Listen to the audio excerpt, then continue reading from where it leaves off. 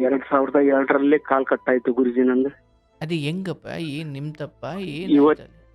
Lorry ಒಂದು ಹಲಿಗೆ ನೆಟ್ಟತ್ತು ಗುರುಜಿ ಮೊಣಕಾಲ್ ಕೆಳಗ. ಏನಪ್ಪ? ಮೊಣಕಾಲ್ ಕೆಳಗ ಒಂದು ಹಲಿಗೆ ಗುರುಜಿ. ನಾವು ಕುಂದ್ರತಾ ಇದಾವಲ್ರಿ ಗುರುಜಿ, ಹ್ಮ್ ಆ ಹಲಿಗೆ ನನ್ನ ಕಾಲಿ ನೆಟ್ಟತ್ತು ಗುರುಜಿ. ಅದು ಅಲ್ಲ, ಈಗ ನಾನು ಕೇಳ್ತಿರೋದು ಎಲ್ಲಿ ಹೋಗ್ತಾ ಇದ್ರಿ? ಹೆಂಗ್ ಬಂತು ಅದು ಲಾರಿ? ಏನು ಅಂತ. ಮುಂಡ್ಗೋಡ ಹೋಗ್ತಾ ಇದ್ವಿ ಗುರುಜಿ ನಾವು. ನೀವೊಬ್ರೇನಾ?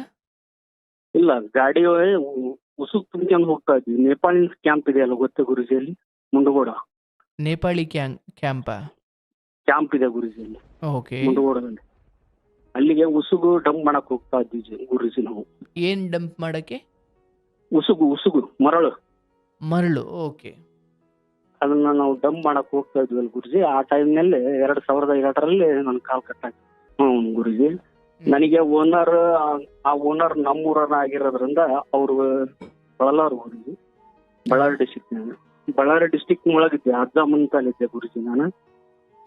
ಅದು ನಮ್ಮೂರ್ ಗಾಡಿ ಆಗಿರೋದ್ರಿಂದ ಅದು ಜವಾಬ್ದಾರಿ ಒಂದ್ ನನಗಿತ್ತು. ಹಂಗಾಗಿ ಅದು ನಾನು ಹೋಗೋ ಟೈಮಿಗೆ ನನಗೆ 100ಕ್ಕೆ 100 ಆಕ್ಸಿಡೆಂಟ್ ಆಗೈತೆ ಅನ್ನೋದು ಪಕ್ಕಾ ಇತ್ತು. ನಾನು ಹಂಗೇನ್ರ ಬಂತಂದ್ರೆ ಹಾರ್ಬೋದು ಅನ್ನೋ ಒಂದು ಕಾರಣಕ್ಕಾಗಿ ನಾನು ಇದನ್ ಮಾಡಿದ್ದೆ ಗುರುಜಿ. ಏನಪ್ಪ ಅದು? ಹುಡುಗಿ ನನ್ನ ಕೇಳಕ್ಕಾಗೆ ಬಂದ್ಲು ಗುರುಜಿ. ಮಾವನ ಮಗಳು ಅಲ್ಲ ಗುರುಜಿ, ಸಲಿಗೆ ಇರುತ್ತೆ. ಬಂದ್ರು ಗುರುಜಿ. ಆದ್ರೂ 2 ತಾಸು ಕುಂದ್ರಿಸ್ಕೊಂಡು ಬುದ್ಧಿಗಾನ ಹೇಳಿದೆ ಗುರುಜಿ ಆ ತಾಯಿಗೆ.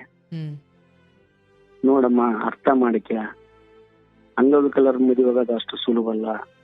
ಸಮಾಜ ನಾನಿವತ್ತು ಇಂಥವೆಲ್ಲ ಹೋರಾಟ ಮಾಡ್ತಾ ಇರೋದ್ರಿಂದ ನಿನಗೆ ನಮ್ಮ ಮಾವ ಲೈಫ್ ಟೈಮ್ ಹಿಂಗ ಇರ್ತಾನಂತ ತಿಳ್ಕೊಬೇಡ. ಜೀವನ ಬೇರೆ ಐತಿ. ನಾನು ಒಬ್ಬ ಅಂಗವಿಕಲ. ಸಮಾಜ ನಾನು ಏನೋ ಮಾಡ್ತೇನೆ ಅಂದ್ರೆ ಸಮೇತ ನನ್ನ ನಂಬಲ್ಲ. ಯಾಕಂದ್ರೆ ಅವ ಏನ್ ಮಾಡತಾನಪ್ಪ, ಕಾಲಲ್ದನ ಅಂತಾರ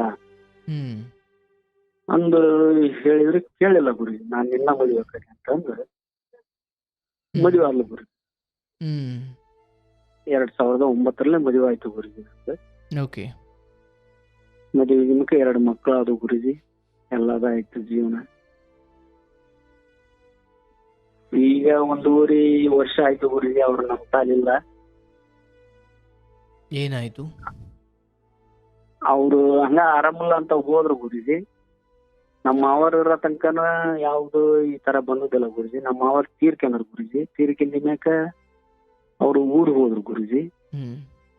ಆರಾಮಿಲ್ಲ ಅಂತ ಅಂದ ನಾವ ಕಳಿಸ್ಬಿಟ್ಟು ಗುರುಜಿ. ಆರಾಮಿಲ್ಲ ಅಂತ ಅಂದಕ್ಕೆ ಒಂದ್ ಸ್ವಲ್ಪ, ಯಾಕಂದ್ರೆ ಇಲ್ಲಿ ಒಂದ್ ಸ್ವಲ್ಪ ಒಂದಿಬ್ಬರು ತೀರ್ಕೊಂಡ್ರು ಗುರುಜಿ. ಅವ್ರನ್ನ ನೋಡಿ ನಾಳೆ ನನ್ನ ಗಂಡಗ ಹಿಂಗ ಆಗಿದ್ರ ನನ್ ಗತಿ ಹಂಗ ಹಿಂಗ ಅನ್ನೋದು ಒಂದು ಮಾನಸಿಕ ಮಾಡಿಕೊಂಡು ಊರಿಗೆ ಹೋದ್ರು ಗುರುಜಿ. ಅಂದ್ರೆ ಅಲ್ಲಿ ಯಾರು ತೀರ್ಕೊಂಡ್ರು? ಇಲ್ಲಿ ನಮ್ ಬ್ರದರ್ ಒಬ್ರು ತೀರ್ಕೊಂಡಿದ್ರು ಗುರುಜಿ. ಏನಾಗಿತ್ತು? ಒಳ್ಳೆ ನಮ್ಮ ವಯಸ್ಸಿನೇನೋ ಪಾರ್ಸಿ ಹೊಡೆದು ಅವ್ರು ತೀರ್ಕೊಂಡ್ರು ಗುರುಜಿ. ಈಗ ಮುಂಚೆ ಫಸ್ಟಿಗೆ ನನಗೆ ಕೊಡ್ಬೇಕಾದಾಗ ನಾನು ಒಬ್ಬ ಅಂಗವಿಕಲ ಅಂತ ಅಂದ ಕೊಟ್ಟಿದ್ರು ಗುರುಜಿ ಅವ್ರಪ್ಪ. ಇವ್ರು ನನಗೆ ಇಷ್ಟನ ನಮ್ಮ ಮಾವ ಅಂತ ಮಾಡ್ಕೊಂಡ್ರು. ಅವ್ರ ತಂದಿ ನಮ್ಮ ಮಾವಾರ ಇರೋ ತಕ್ಕನ ಯಾವತ್ತು ಇದು ನಡಿಲಿಲ್ಲ ಗುರು. ಬರ್ತಿದ್ರು ಹೋಗ್ತಿದ್ರು, ಇವ್ರು ಹೋಗ್ತಿದ್ರು, ಅವರು ಬರ್ತಿದ್ರು. ನಮ್ಮ ಮಾವಾರಿಗೆ ಅದು ಇಷ್ಟ ಇರ್ತದಿಲ್ಲ ಗುರು. ಬಂದ್ರೇನವ, ಕೆಲಸ ಆಯ್ತೇನವ, ನಿಮ್ ಗಂಟರ ಮನಿ ನೀವು ಹೋಗ್ಬಿಟ್ರಮ್ಮ ಅಂತ ಹೇಳಾರು ಗುರುಜಿ ಅವರು. ನಮ್ಮ ಮಾವರ ತನಕನ ನಮ್ಮ ಅಕ್ಕರು ಏನು ಇದು ಇದ್ದಿಲ್ಲ ಗುರುಜಿ. ನಮ್ಮ ಮಾವರ ತೀರ್ಕೊಂಡಿನ್ಯಾಕ ಈಗ ಈ ತರ ಮಾಡ್ತಾರ ಅವ್ರು. ಅಂದ್ರೆ ಯಾಕಂದ್ರೆ ನಾವು ಬೇಡ ಅಂದ್ರಲ್ಲ. ಆಯ್ತು, ಈಗ ನಿಮ್ಮ ನಿಮ್ಮ ಇದಕ್ಕೆ ಒಂದು ಬಯೋಡೇಟಾ ಹಾಕಿದ್ದೇನೆ ಗುರುಜಿ. ನಮ್ಮ ತಮ್ಮದಿದ್ದಾರೆ. ನಾನು ನೊಂದ ಮಹಿಳೆಯರಿಗೆ ಅಂತ ಅನ್ನಂಗಲ್ಲ ಗುರುಜಿ. ಯಾಕಂದ್ರೆ ನೊಂದ ಮಹಿಳೆ ಅನ್ನೋದು ಅವ್ರ ಮನದಲ್ಲಿ ಗಿಲಿಟು ಇರಬಾರ್ದು ಗುರುಜಿ. ನಮ್ಮ ಮನದಲ್ಲಿ ಗಿಲಿಟು ಇರಬಾರ್ದು. ಯಾವುದಾದ್ರೂ ಈ ಮಹಿಳೆಯರನ್ನ, ನನ್ನ ತಮ್ಮಗಳಿಗೆ, ನಿಮ್ಮ ಗೊತ್ತಿದ್ದವರ ಇದ್ರಬಹುದು ಗುರುಜಿ, ಅವ್ರನ್ನ ನಾನು ಸ್ವೀಕಾರ ನಮ್ಮ ತಮ್ಮರಿಗೆ ನಾನು ಸ್ವೀಕಾರ ಮಾಡಕ್ಕೆ ನಾನು ರೆಡಿ ಇದ್ದೇನೆ ಗುರುಜಿ. ಆ ತರ ಯಾವ್ದಾದ್ರು ಬಂದ್ರ ಸಮೇತನು ಬಯೋಡೇಟಾ ಹಾಕಿದ್ದೇನೆ ಗುರುಜಿ. ಅದರಲ್ಲಿ ನಾನು ಒಂದು ಲೆಟರ್ ಕಳಿಸಿದ್ದೀನಿ ಗುರುಜಿ ನಿಮ್ಮ ವಾಟ್ಸಾಪ್ಗೆ. ಆಗ್ಬಹುದು, ನಾನು ಅದನ್ನ ನೋಡ್ತೀನಿ. ಅದೇನೇ ಇರ್ಲಿ, ತಪ್ಪಿಲ್ಲ. ಹಲೋ ಗುರುಜಿ, ಕೇಳಿಸ್ತಿದ್ಯಾ? ಹಾ, ಕೇಳ್ತಾ ಇದೆ. ಸಂತೋಷ. ಏನ್ ಮಾಡ್ಕೊಂಡಿರೋದು ಗುರುಜಿ? ನಾನೊಬ್ಬ ಹ್ಯಾಂಡಿಕ್ಯಾಪ್ಟರ್ ಗುರುಜಿ. ಒಳ್ಳೇದಾಗ್ಲಿ ಒಳ್ಳೇದಾಗ್ಲಿ. ಕಾರ್ಯಕ್ರಮ ಯಾವಾಗ್ಲಿಂದ ನೋಡ್ತಿದ್ದೀರಿ? ಕಾರ್ಯಕ್ರಮ ನೋಡಕಚ್ಚಿ ಬಹಳ ದಿನ ಆಯ್ತು ಗುರುಜಿ. ನಾನು ಬಹಳ ದಿನವೋ ಬಹಳ ವರ್ಷವೋ?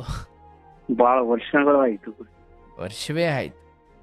ಹೌದು ಕೇಳ್ತಾ ಗುರುಜಿ. ಇರ್ತೀರಿ ಲೈವ್ ಅಥವಾ ಈ ತರ ಬೇರೆ ಬೇರೆ ಕಾರ್ಯಕ್ರಮ ಎಲ್ಲ ಕೇಳ್ತಾ ಇರ್ತೀರಾ? ಕೇಳ್ತಾ ಇರ್ತಾನೆ ಗುರುಜಿ, ಡೈಲಿ ಕೇಳ್ತಾನೆ. ನನಗೆ ಏನ್ ಗುರುಜಿ, ಇದು ಐಫೋನ್ ಅಂತಂದು ಒಂದು ಸಿಮ್ ಬಂದಿದೆ ಗುರುಜಿ.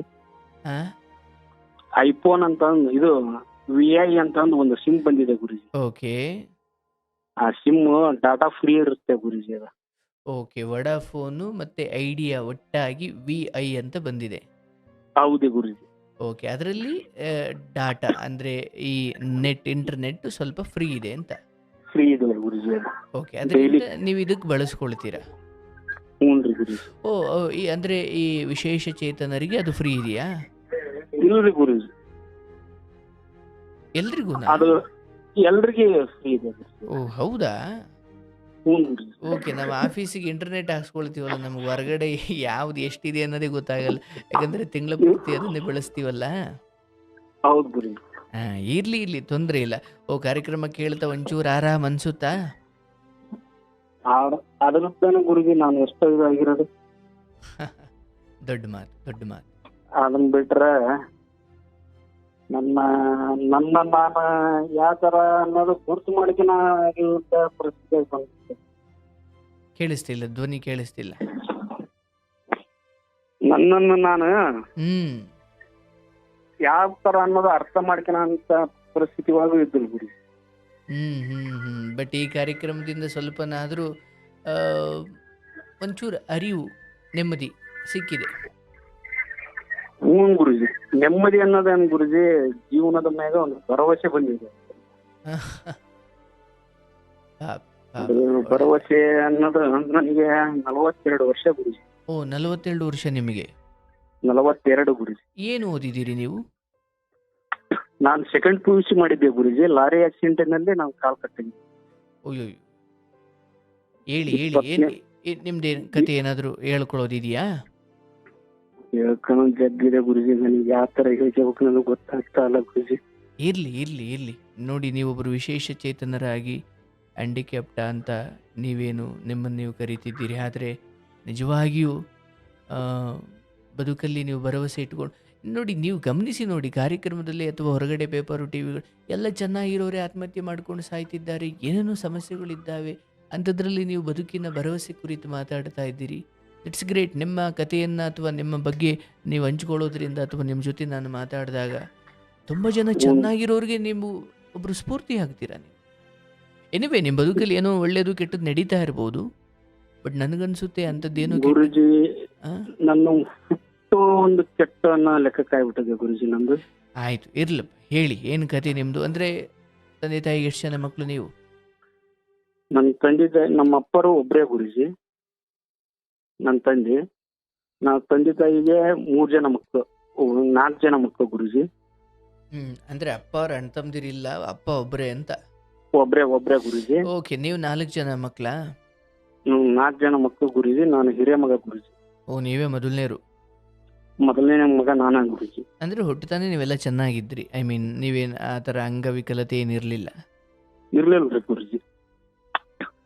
ನನಗೆ 20 ವರ್ಷ ಆಗಿನಕ್ಕೆ ನಾನು ಕಾಲ್ ಕಟ್ಟಾಯ್ತು ಗುರುಜಿ. ಏನಾಯ್ತು ಅಲ್ಲಿ? ಲಾರಿ ಆಕ್ಸಿಡೆಂಟ್ ಆಗಿದೆ ಗುರುಜಿ. ತಂದೆ ಏನ್ ಕೆಲಸ ಮಾಡ್ತಿದ್ರು? ತಂದೆ ಏನು ಮಾಡಿದ್ರು ಗುರುಜಿ, ಅಜ್ಜ ಅಮ್ಮನ ಆಸ್ತಿ ಇತ್ತು. ಅಜ್ಜ ಅಮ್ಮನ ಆಸ್ತಿ ಇತ್ತು ಗುರುಜಿ. ಅದ್ರ ಮ್ಯಾಗ ಜೀವನ ಮಾಡಿದ್ರು ಗುರುಜಿ ಅವರು. ಬಟ್ ನೀವು ಸೆಕೆಂಡ್ PUC ವರ್ಗು ಓದಿದ್ರಾ? ಸೆಕೆಂಡ್ PUC ಡ್ಯೂ ಆಯ್ತು ಗುರುಜಿ. ನಂದು ಕಾಲ್ ಕಟ್ಟಾಗಿನಾಕ ಫಸ್ಟ್ PUC ಸೆಕೆಂಡ್ PUC ಮಾಡಿದ್ದೆ ನಾನು. ಕಾಲ್ ಕಟ್ಟಾದ್ಮೇಲೆ ನೀವು ಮತ್ತೆ ಸೆಕೆಂಡ್ PUC ಫಸ್ಟ್ PUC ಮಾಡಿದ್ರಿ? ಫಸ್ಟ್ PUC ಮಾಡಿದೆ ಗುರುಜಿ. ಏನಾಯ್ತು ಅವತ್ತು? ಏನ್ ಸಮಸ್ಯೆ, ಏನ್ ಪ್ರಾಬ್ಲಮ್ ಆಯ್ತು ಅವತ್ತು? 2002ರಲ್ಲಿ ಕಾಲ್ ಕಟ್ಟಾಯ್ತು ಗುರುಜಿ ನಂದು. ಅದೇ ಹೆಂಗಪ್ಪ? ಏನ್ ನಿಮ್ ತಪ್ಪ? ಲಾರಿ ಒಂದು ಹಲಿಗೆ ನೆಟ್ಟತ್ತು ಗುರುಜಿ ಮೊಣಕಾಲ್ ಕೆಳಗ. ಏನಪ್ಪ? ಮೊಣಕಾಲ್ ಕೆಳಗ ಒಂದು ಹಲಿಗೆ ಗುರುಜಿ. ನಾವು ಕುಂದ್ರತಾ ಇದಾವಲ್ರಿ ಗುರುಜಿ, ಆ ಹಲಿಗೆ ನನ್ನ ಕಾಲಿ ನೆಟ್ಟತ್ತು ಗುರುಜಿ. ಅದು ಅಲ್ಲ, ಈಗ ನಾನು ಕೇಳ್ತಿರೋದು ಎಲ್ಲಿ ಹೋಗ್ತಾ ಇದ್ರಿ, ಹೆಂಗ್ ಬಂತು ಅದು ಲಾರಿ, ಏನು ಅಂತ. ಮುಂಡಗೋಡ ಹೋಗ್ತಾ ಇದ್ವಿ ಗುರುಜಿ ನಾವು. ನೀವು ಒಬ್ರೇನಾ? ಇಲ್ಲ, ಗಾಡಿ ಉಸುಕ್ ತುಂಬ್ಕೊಂಡು ಹೋಗ್ತಾ ಇದ್ವಿ. ನೇಪಾಳಿ ಕ್ಯಾಂಪ್ ಇದೆ ಅಲ್ಲ, ಗೊತ್ತೇ ಗುರುಜಿ ಅಲ್ಲಿ ಮುಂಡಗೋಡ ನೇಪಾಳಿ ಕ್ಯಾಂಪಾ? ಕ್ಯಾಂಪ್ ಇದೆ ಗುರುಜಿ ಅಲ್ಲಿ ಓಕೆ. ಮುಂಡಗೋಡದಲ್ಲಿ. ಅಲ್ಲಿಗೆ ಉಸುಗು ಡಂಪ್ ಮಾಡಕ್ ಹೋಗ್ತಾ ಇದ್ವಿ ಗುರುಜಿ ನಾವು. ಏನ್ ಡಂಪ್ ಮಾಡಕ್ಕೆ? ಉಸುಗು ಮರಳು. ಮರಳು. ಓಕೆ. ಅದನ್ನ ನಾವು ಡಂಪ್ ಮಾಡಕ್ ಹೋಗ್ತಾ ಇದ್ವಿ ಅಲ್ಲಿ ಗುರುಜಿ. ಆ ಟೈಮ್ನಲ್ಲಿ 2002ರಲ್ಲಿ ನನ್ನ ಕಾಲ್ ಕಟ್ಟಾಯ್ತು. ಹಂಗ್ ಹೋಗ್ಬೇಕಾದ್ರೆ ಹೆಂಗ್ ಕಟ್ಟಾಯ್ತು? ಡ್ರೈವರ್ ಡ್ರಿಂಕ್ಸ್ ಮಾಡಿದ್ದೆ ಗುರುಜಿ. ಡ್ರೈವರು ಡ್ರಿಂಕ್ಸ್ ಮಾಡಿದ್ದ? ಹ್ಞೂ ಗುರುಜಿ. ಅದು ಲಾರಿ ಪಲ್ಟಿ ಆಯ್ತು ಗುರುಜಿ. ಓಹೋ, ಡ್ರೈವರ್ ಡ್ರಿಂಕ್ಸ್ ಮಾಡಿದ್ದ ಅಂತ ನಿಮಗೆ ಗೊತ್ತಿತ್ತಾ ಹತ್ಬೇಕಾದ್ರೆ? ಹಾ, ಗೊತ್ತಿತ್ತು ಗುರುಜಿ, ಗೊತ್ತಿತ್ತು. ಹಂಗೂ ಕೂರ್ಸುದ್ರ? ಅದು ನನಗೆ ಪೂರ್ತಿ, ಅದು ನನಗೆ ಪರ್ಫೆಕ್ಟ್ ಆಗಿ ಅದು ಆಕ್ಸಿಡೆಂಟ್ ಆಗೈತೆ ಅನ್ನೋದು ಪಕ್ಕಾ ಗೊತ್ತಿತ್ತು ಗುರುಜಿ. ಅಲ್ಲ, ಆದ್ರೆ ಅದು ಹೋಗ್ಲಿ. ಈ ಕುಡ್ದವನೇ ಅಂತ ಗೊತ್ತಿದ್ದು ಡ್ರೈವಿಂಗ್ ಬಿಟ್ಟಿದ್ರ? ಹೌದು ಗುರುಜಿ, ಅವು ಎಲ್ಲ ಹಿಂದ ಆ ತರ ಇತ್ತು ಗುರುಜಿ. ಅವ್ರು ಕುಡಿದ್ರು, ಅವ್ರದ್ದು ವೈಯಕ್ತಿಕ ಏನೋ ಒಂದು ಪ್ರಾಬ್ಲಮ್ ಇತ್ತು ಗುರುಜಿ. ಆ ಪ್ರಾಬ್ಲಮ್ಗೆ ಅವ್ರು ಡ್ರಿಂಕ್ಸ್ ಮಾಡಿದ್ರು, ಡ್ರೈವಿಂಗ್ ಮಾಡಕ್ ಹಚ್ಚಿದ್ರು. ನಾನು ಸ್ವಲ್ಪ ಡ್ರೈವಿಂಗ್ ಮಾಡ್ತಿದ್ದೆ ಗುರುಜಿ. ನನ್ನ ಕಡೆ ಗಾಡಿ ಕೊಟ್ರಿ ಅಂದ್ರೆ ಕೊಡ್ಲಿಲ್ಲ ಗುರುಜಿ ಅವರು. ನಾ ಹೇಳ್ದಂಗೆ ಕೇಳಕ್ ನೀ ನದಿ ಅಂತ. ಓ, ಸೀನಿಯರ್. ಹ್ಞೂ ಗುರುಜಿ. ನನಗೆ ಆ ಓನರ್ ನಮ್ಮೂರನ ಆಗಿರೋದ್ರಿಂದ ಅವರು ಬಳಲಾರು ಗುರುಜಿ. ಬಳ್ಳಾರಿ ಡಿಸ್ಟಿಕ್ ಒಳಗಿದ್ದೆ, ಅಜ್ಜಮ್ಮಂತಲ್ಲಿದ್ದೆ ಗುರುಜಿ ನಾನು. ಅದು ನಮ್ಮೂರ್ ಗಾಡಿ ಆಗಿರೋದ್ರಿಂದ ಅದು ಜವಾಬ್ದಾರಿ ಒಂದ್ ಸ್ವಲ್ಪ ನನಗಿತ್ತು. ಹಂಗಾಗಿ ಅದು ನಾನು ಹೋಗೋ ಟೈಮಿಗೆ ನನಗೆ 100% ಆಕ್ಸಿಡೆಂಟ್ ಆಗೈತೆ ಅನ್ನೋದು ಪಕ್ಕಾ ಇತ್ತು. ನಾನು ಹಂಗೇನ್ರ ಬಂತಂದ್ರೆ ಹಾರ್ಬೋದು ಅನ್ನೋ ಒಂದು ಕಾರಣಕ್ಕಾಗಿ ನಾನು ಇದನ್ ಮಾಡಿದ್ದೆ ಗುರುಜಿ. ಏನಪ್ಪ ಅದು? ಅಲ್ಲ ಕಣಯ್ಯ, ನಾನು ಹೇಳೋದು, ಅದು ಎಂಥ ಗೊತ್ತಿರೋನೇ ಆಗಲಿ, ಅದು ಏನೇ ದೊಡ್ಡ ಮನುಷ್ಯ ಆಗಲಿ, ಒಂದು ಕುಡಿದು ಗಾಡಿ ಓಡಿಸಿದ್ದಾನೆ ಅಂತ ಗೊತ್ತಿದೆ. ಎರಡು, ಅದು ಎಲ್ಲೋ ಒಂದು ಕಡೆ ಬಿದ್ದೇ ಬೀಳುತ್ತೆ, ಇವನ್ನೆಲ್ಲೋ ಬೀಳಿಸ್ತಾನೆ, ಏನೋ ಎಡವಟ್ಟು ಆಗುತ್ತೆ ಅಂತ ಗೊತ್ತಿದೆ. ಹಾರ್ಕೊಂಬಿಡೋಣ ಅಂತ ಕೂತ್ಕೊಳ್ಳೋದು, ಅದು ಎಷ್ಟು ಮೂರ್ಖತನದ ಯೋಚನೆ ಅಲ್ಲವೇ ಅದು? ಅಂದರೆ ಒಂದು ಜೀವನವನ್ನು ಪಡಕ್ಕಿಡೋದಿದೆಯಲ್ಲ, ಅದು ಯಾವುದದು? ಅದು ಒಂದು ನಂಬಿಕೆ ಆಗಿತ್ತಲ್ಲ ಗುರುಜಿ. ಸಾವುಕಾರ ಒಬ್ಬ, ಅವತ್ತಿನ ಪರಿಸ್ಥಿತಿ 2002ರಲ್ಲಿ ಅಂದ್ರೆ ಬಡತನ ಅನ್ನೋ ಒಂದು ಪರಿಸ್ಥಿತಿ. ಅಲ್ಲ, ನಾನು ಹೇಳೋದು ಫೈನ್, ನಿಮ್ಮ ಎಲ್ಲ ಪರಿಸ್ಥಿತಿಯನ್ನು ನಾನು ಅರ್ಥ ಮಾಡಿಕೊಳ್ತೀನಿ. ಬಟ್ ಇಂತಹ ಪರಿಸ್ಥಿತಿ ಇವತ್ತಿಗೆ ಕೇಳಿಸ್ಕೊಳ್ಳಪ್ಪ, ಕಾರ್ಯಕ್ರಮ ನೋಡ್ತಾ ಇರೋ ಯಾರೋ ಒಬ್ಬ, ಒಂದು ಡ್ರೈವರ್ ಕುಡಿದಿದ್ದಾನೆ ಅಂತ ಗೊತ್ತಿದೆ, ಮುಂದೆಲ್ಲೋ ಬೀಳಿಸ್ತಾನೆ ಅಂತ ಗೊತ್ತಿದೆ. ಇವೆರಡು ಪರಿಸ್ಥಿತಿಗಳು ಕಣ್ಮುಂದಿದ್ದಾಗ ಅಲ್ಲಿ ಎಂಥವನೇ ದೊಡ್ಡ ವ್ಯಕ್ತಿ ಇದ್ರು ಅಲ್ಲಿಗೆ ಹೋಗಬೇಡಿ, ಅಲ್ಲಿ ಹತ್ತಬೇಡಿ ಅಂತಲೇ ನಾನು ಸಮಾಜಕ್ಕೆ ಹೇಳಬೇಕಿದೆ ಇವತ್ತು. ಹೌದು ಗುರುಜಿ. ನೀವು ಪರಿಸ್ಥಿತಿ ಹೆಂಗಿತ್ತು, ಬಡತನ ಇತ್ತು, ನಾನು ಅದಕ್ಕೆ ಜೀವ ಬಲಿ ಕೊಡ್ಲಾ? ಅಂದ್ರೆ ಫೈನ್, ನಾನು ನಿಮ್ಮ ಕತೆ ಕೇಳ್ತೀನಿ, ಬಟ್ ಅದು ಬಹಳ ಸರಿಯಾದ ನಿರ್ಧಾರ ಅಲ್ಲ ಅಂತ ಹೇಳಬೇಕಿದೆ. ಎಂತ ವಿಚಿತ್ರ ಅನ್ನಿಸ್ತಾ ಇದೆ ಅಂದ್ರೆ, ಅದು ನಿಮಗೆ ಗೊತ್ತವ್ರೆ ಅನ್ನೋ ಕಾರಣಕ್ಕೂ, ನಂಬಿಕೆ ಅನ್ನೋ ಕಾರಣಕ್ಕೂ, ಎನಿವೆ ಏನು ಮಾಡ್ಲಿಕ್ಕಾಗಲ್ಲ. ನಿಮ್ಮ ಪರಿಸ್ಥಿತಿ ನಾನು ಅರ್ಥ ಮಾಡ್ಕೊಳ್ಳಬಲ್ಲೆ.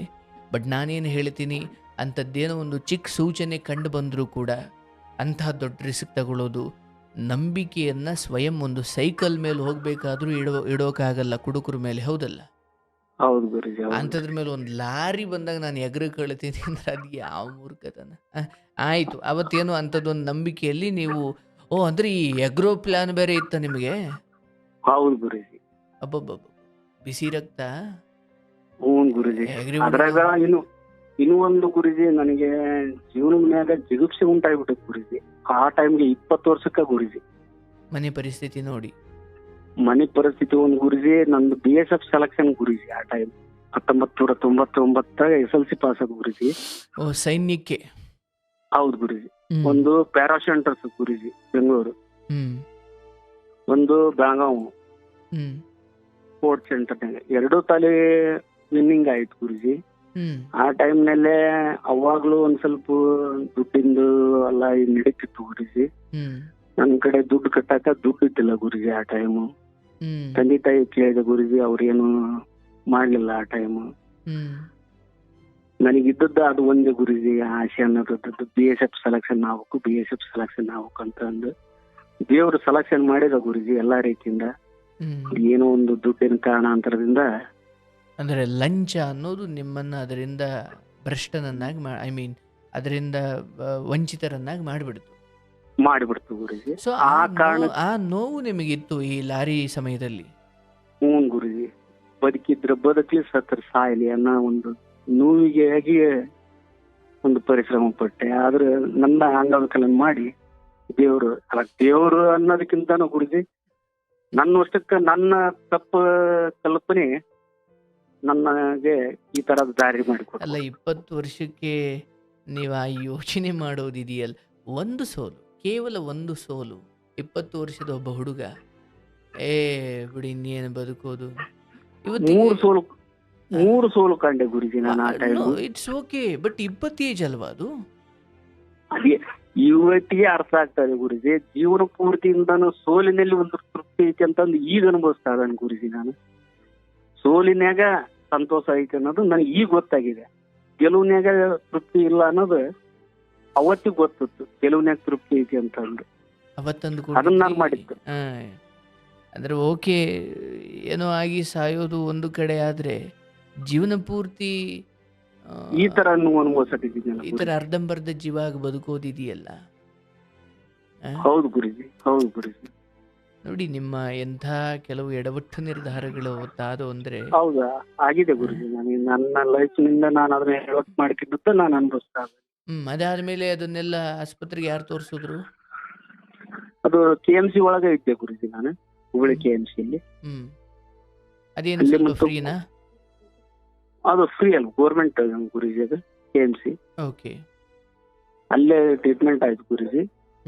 ಅಲ್ಲೇ ಯಾವುದು ಇವತ್ತಿನ ಮೆಡಿಕಲ್ ಅವತ್ತಿಗೆ ಇದ್ದಿಲ್ಲ ಗುರುಜಿ ಸ್ಪೀಡ್. ಆದ್ರೂ ಅವರು ಇಲ್ಲಿ ದಾವಣಗೆರೆ ಬಿಟ್ಕೊಡಿ ನಾವು ಇಲ್ಲಿ ಕಾಲ್ ತೆಗ್ಸಲ್ಲ, ನಾವು ಅಲ್ಲಿ ಇದನ್ನ ರಿಪೇರಿ ಮಾಡಿಸ್ತೇವೆ ನಾವು ಅಂತಂದು ಇಲ್ಲಿ ದಾವಣಗೆರೆಯಲ್ಲಿ ನಮ್ಮ ಕಕ್ಕರದೊಬ್ರದ್ದು ಹಂಗಾಗಿತ್ತು ಗುರುಜಿ.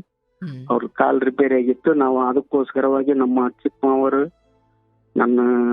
ನನಗೋಸ್ಕರವಾಗಿ ತಮ್ಮ ಹೊಲನ ಬಡ್ಡಿಯಾಗಿ ಹಾಕಿ, ಅಂದ್ರೆ ಒತ್ತಿ ಹಾಕಿ 40,000 ತಗೊಂಡಿದ್ರು. ಇವ್ರು ಬಿಟ್ಕೊಡ್ಲಿಲ್ಲ ಗುರುಜಿ. ಯಾಕಂದ್ರೆ ದೊಡ್ಡ ಆಸ್ಪತ್ರೆ ಗುರುಜಿ, ನಮ್ದು ಬೇರೆ ಆಸ್ಪತ್ರೆ ಕಳಿಸಿದೆ ಅಂದ್ರೆ ನಮ್ಗೆ ನಮ್ಮ ಇದಕ್ಕೆ ಅವಮಾನ ಯಾಕೈತೆ ಅಂತ ಅಂದ್ರೆ, ನಮ್ ದೊಡ್ಡಪ್ಪರ ಒಬ್ಬರಿಗೆ ದುಡ್ಡಿನ ಕಾಲ್ ತೆಗೆದ್ರ ಕಾಲ್ ಇದ್ರ ಇನ್ಶೂರೆನ್ಸ್ ಇಟ್ಟು ಬರ್ತೈತಿ, ಕಾಲ್ ತೆಗೆದ್ರ ಇನ್ಶೂರೆನ್ಸ್ ಅಷ್ಟು ಬರ್ತೈತಿ ಅಂತಂದು ಇದನ್ ಮಾಡಿದ್ರು ಗುರುಜಿ. ಅದೆಲ್ಲ ಇಷ್ಟು ಮಿಟ್ಟಿಗೆ ಬಂದ್ಬಿಡ್ತು ಗುರುಜಿ. ಅದಾದ್ಮೇಲೆ ಐ ಮೀನ್ ಬಲಗಾಲ ಎಡಗಾಲ ಗುರುಜಿ, ಎಡಗಾಲ ತೆಗೆದು ಬಿಟ್ರ? ಹಾ, ತೆಗೆದು ಬಿಟ್ರು ಗುರುಜಿ. ಸೊ ಈಗ ಏನ್ ಪ್ಲಾಸ್ಟಿಕ್ ಇದ್ರ ಕಾಲ ಹಾಕೊಂಡಿದ್ದೀರಾ? ಇಲ್ಲ ಗುರುಜಿ, ಅದು ಪ್ಲಾಸ್ಟಿಕ್ ನನ್ನ ಬಾಡಿಗೆ ಅಷ್ಟು ಸೆಟ್ ಆಗಂಗಿಲ್ಲ. ಯಾಕಂದ್ರೆ ಒಂದೇ ಚೌಟ್ ಇದೆ ಗುರುಜಿ, ಅದು ಕಾಲ ಅದು ಸೆಟ್ ಆಗಂಗಿಲ್ಲ ಅಂತಂದು ಗುರುಜಿ, ಅದು ನನಗೆ ಹಾಕ್ಲಿಕ್ಕೆ ಬರಲ್ಲ. ಮತ್ತೆ ಈಗ ಹೆಂಗೆ ಇದನ್ನ ಮಾಡ್ತಾ ಇದ್ದೀರಿ? ಸ್ಟಿಕ್ ತಗೊಂಡು ಅಡ್ಡಾಡ್ತಾ. ಅಂದ್ರೆ ಒಂದು ಕಾಲು ಒಂದು ಸ್ಟಿಕ್? ಹೌದು, ಎರಡು ಸ್ಟಿಕ್ ಗುರುಜಿ, ಒಂದು ಕಾಲು. ಓ, ಆ ಕಡೆ ಈ ಕಡೆ ಕಂಕಲಲ್ಲಿ ತಗಲಾಕಳ್ತಾರಲ್ಲ. ಹ್ಞೂ ಗುರುಜಿ. ಓಹೋ, ಆ ತರ ಅಡ್ಡಾಡ್ತಾರ ಗುರುಜಿ. ಅದಾದ್ಮೇಲೆ ಮತ್ತೆ ನೀವು ಫಸ್ಟ್ PUC ಸೆಕೆಂಡ್ PUC ಓದಿದ್ರಿ? ಹಾ, ಓದಿದ್ವಿ ಗುರುಜಿ. ಅಲ್ಲಿಂದ ನಾನು ಸಂಘ ಪರಿವಾರಕ್ಕೆ ಟಚ್ ಕೊಟ್ಟೆ ಗುರುಜಿ, RSSಗೆ. ಓ, ನೀವು ಅದಾದ ನಂತರ RSS ಸೇರ್ಕೊಂಡಿದ್ದ? ಹೌದು ಗುರುಜಿ, ನಾನು 4ನೇ OTC ಮಾಡಿದ್ದೀನಿ ಗುರುಜಿ. ಏನ್ ಮಾಡಿದಿರಿ? 4ನೇ OTC ಮಾಡಿದ್ದೀನಿ ಗುರುಜಿ. ಓಕೆ, ಏನದ್ರ ಅರ್ಥ? ಅಂದ್ರೆ ಪ್ರಾಥಮಿಕ ಶಿಕ್ಷಣ, ಪ್ರಥಮ ಶಿಕ್ಷಣ, ದ್ವಿತೀಯ ಶಿಕ್ಷಣ, ತೃತೀಯ ಶಿಕ್ಷಣ. ಅಂದ್ರೆ RSS ಅಲ್ಲಿ? ಹೌದು ಗುರುಜಿ. ಓ, ಅದ್ರಲ್ಲಿ ಶಿಕ್ಷಣ ಈ ತರ ಸ್ಟೆಪ್ ಬೈ ಸ್ಟೆಪ್ ಇದೆಯಾ? ಹೌದು ಗುರುಜಿ. ಒಂದು ITC ಬರುತ್ತೆ ಗುರುಜಿ, 3 OTC ಬರುತ್ತೆ ಅದರಲ್ಲಿ. ಓಕೆ. ಪ್ರಾಥಮಿಕ ಶಿಕ್ಷಣ ಹೋಬಳಿ ಮತ್ತು ತಾಲೂಕು ಮಟ್ಟದಲ್ಲಿ ಕೊಡ್ತಾರೆ ಅದು. ಅಲ್ಲಿಂದ ಪ್ರಥಮ ದ್ವಿತೀಯ ಇರಮ್ ಮಾಡಿದ್ವಿ ಗುರುಜಿ, ಗರಗ. ಓಕೆ. 3ನೇ OTC ನಾಗ್ಪುರ್ ಮಾಡಿದ್ವಿ. ಏನ್ ಶಿಕ್ಷಣ ಕೊಡ್ತಾರ? ಆಧ್ಯಾತ್ಮಿಕ ಗುರುಜಿ, ಆಧ್ಯಾತ್ಮಿಕ, ದೇಶದ ಕುರಿತು ಚಿಂತನೆಗಳು, ರಾಷ್ಟ್ರ ಪ್ರೇಮದ ಕುರಿತು. ಅದೇ ನನಗೆ ಇವತ್ತು ಮುಳ್ಳಾಗ್ಬಿಟ್ಟಿದೆ ಏನೋ ಗುರುಜಿ ಅಂತ. ಓಕೆ, ನಾನು ಅದನ್ನ ಆಮೇಲೆ ಮಾತಾಡ್ತೀನಿ. ಸೊ ನೀವು ಅದನ್ನೆಲ್ಲ ನೀವು ನಾಗ್ಪುರ್ಗೂ ಹೋಗಿದ್ರಾ? ಹೌದು ಗುರುಜಿ, ಹೌದು. 21 ದಿನ ತರಬೇತಿ ಇರುತ್ತೆ ಗುರುಜಿ ಅದು. ಶಿಬಿರ ಹೌದು ಗುರುಜಿ. ಅಂದ್ರೆ ಎಲ್ಲ ಅವ್ರ ಖರ್ಚೆ? ಖರ್ಚು ಎಲ್ಲ ನಮ್ದೇ ಗುರುಜಿ. ನಮ್ಮ RSS ನಲ್ಲಿ ಯಾವುದೇ ಖರ್ಚು ಸಂಘ ಪರಿವಾರದವ್ರು ಕೊಡಲ್ಲ ಗುರುಜಿ. ಓಹೋ, ಎಲ್ಲ ನಿಮ್ಮ ಸ್ವಯಂಕೃತವಾಗಿ ಹೌದು ನೀವು ಗುರುಜಿ. ಮುಂದಾಳತ್ವದ ನೀವೇ ನಿಮ್ಮ ಆ, ಎಲ್ಲ ಕಲಿಕೆ ಹೌದು ಖರ್ಚನ್ನು ಗುರುಜಿ. ನೀವೇ ಹಾಕೊಳ್ಬೇಕು. ಹೌದು ಹೌದು ಗುರುಜಿ. ಯಾವುದೇ ಒಂದು ಅದಕ್ಕೆ ಸೋರ್ಸ್ ಇರಲ್ಲ ಗುರುಜಿ. ಓಹೋ, ಸ್ವಯಂ ಸೇವಕರಿಂದ ಸ್ವಯಂ ಪ್ರೇರಿತವಾಗಿ ದೇಶ ಪ್ರೇಮ ಇಟ್ಟುಕೊಳ್ಳುವ ಒಂದು ತರಬೇತಿ ಶಾಲೆ ಗುರುಜಿ. ಅದು ಒಂದು ಗೊತ್ತಾಯ್ತು. RSS ಅನ್ನೋದು ಒಂದು ಶಾಲೆ. ಓಕೆ, ಮ್ಯಾಕ್ಸಿಮಮ್ ಲಾಸ್ಟ್ ಹಂತ ಏನದು? ಲಾಸ್ಟ್ ಅಂತನ ನಾಗ್ಪುರ OTC ಗುರುಜಿ. ಅದು ಅಲ್ಲಿಂದ ಸಂಪೂರ್ಣ ಸ್ವಯಂ ಸೇವಕ ಆಗ್ಬೇಕಂತ ಆಸೆ ಪಟ್ಟಂತೆ. ಅಂದ್ರೆ ಜೀವನವನ್ನು ಅದಕ್ಕೆ ಅರ್ಪಣೆ ಮಾಡಬೇಕು. ಜೀವನವನ್ನ ಅದಕ್ಕೆ ಇಟ್ಟದಂತ ನನ್ನ ಸಂಘಟನೆಗೋಸ್ಕರ ನಾನು ಸಂಚಾರ ಮಾಡ್ತಾ ದುಡಿಬೇಕಂತ ಆಸೆ ಪಟ್ಟನು ಗುರುಜಿ ನಾನು. ಸೊ ನೀವು ನನ್ನ ಲಾಸ್ಟ್ ತಾಯಿ- ಹಂತವನ್ನ ಮುಗಿಸಿದ್ರಾ? ಹೌದು ಗುರುಜಿ, ಮುಗಿಸಿದ್ದೇನೆ ಗುರುಜಿ ನಾನು. ಸೊ ಅದಾದ ಮೇಲೆ ಇದಕ್ಕೆ ಪರಿಪೂರ್ಣ ಸಮರ್ಪಣೆ ಮಾಡ್ಕೊಳ್ಬೇಕು ಅಂತ ಅಂದ್ಕೊಂಡ್ರಿ, ಬಟ್ ಆಗ್ಲಿಲ್ಲ. ಯಾಕೆ? ಮನೆಯಲ್ಲಿ ತಾಯಿಗೆ ಒಂದು ಕಷ್ಟ ಅನ್ನಿಸ್ತು ಗುರುಜಿ. ಹ್ಮ್ ಯಾಕಂದ್ರೆ ಇಬ್ಬರು ತಮ್ಮಗಳು ತಂಗಿ ಮದುವೆ ಮಾಡಿಕೊಟ್ಟಿದ್ವಿ ಗುರುಜಿ. ತಂಗಿ ಗಂಡ ತೀರ್ಕೊಂಡ ಗುರುಜಿ. ಮದುವೆಗೆ 5 ವರ್ಷಕ್ಕೆ ತೀರ್ಕೊಂಡ ಗುರುಜಿ. ಓ, ಪಾಯ್ಸನ್ ಕುಡಿದು. ಅವ್ರಿಗೆ 2 ಮಕ್ಕಳು ಗುರುಜಿ. ಹ್ಮ್ ಒಂದು ಗಂಡು ಒಂದು ಹೆಣ್ಣು. ಹ್ಮ್ 2005ರಲ್ಲಿ ಆಯ್ತು ಗುರುಜಿ ಅವ್ರದ್ದು ಮದುವೆ. ಹ್ಮ್ ನಂದು ಮತ್ತೆ ಆಮೇಲೆ ಅವ್ರದ್ದು ಹಂಗಿನ್ಯಾಕ ನನ್ನ ತಾಯಿ ನಾಳೆ ನನ್ನ ಮಗ ಹಂಗಲ್ಲ, ನನ್ನ ಮಗನ್ ಯಾರು ನೋಡ್ಬೇಕು ಅನ್ನೋ ಒಂದು ಭಾವನೆ ಇಟ್ಕೊಂಡ್ರು ಗುರುಜಿ ಅವರು. ಹ್ಮ್ ನಾಳೆ ನಾನು ಇರೋ ತನಕ ಜೋಪಾನ ಮಾಡ್ತೀನಿ, ನಾನು ಇಲ್ಲದ ಕಾಲಕ್ಕೆ ನನ್ನ ಮಗಗೆ ಯಾರು ಹೊಣೆಗಾರ, ಈ ತರ ಭಾವನೆ ಇಟ್ಕೊಂಡು ನನ್ನ ತಾಯಿ ಹಠ ಮಾಡಿಲ್ಲ ಗುರುಜಿ. ನಾನು ಸಾಯ್ತೀನಿ, ನೀನ್ ಮದುವೆ ಆಗ್ಲಿಲ್ಲ ಅಂತ ಓ, ನೀವು ಮದುವೆ ಆಗಬೇಕು ಅಂತ ತಾಯಿ ಹಠ ಮಾಡಿದ್ರು.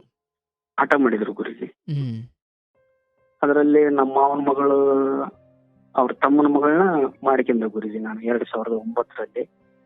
ಯಾರನ್ನ ಮಾಡ್ಕೊಂಡ್ರಿ? ನಮ್ಮ ಮಾವನ ಮಗಳನ್ನ ನಾನು ಮದುವೆ ಮಾಡ್ಕೊಂಡೆ. ಅಂದ್ರೆ ನಿಮ್ಮ ಅಮ್ಮನ ತಮ್ಮನ ಮಗಳು? ತಮ್ಮನ ಮಗಳು.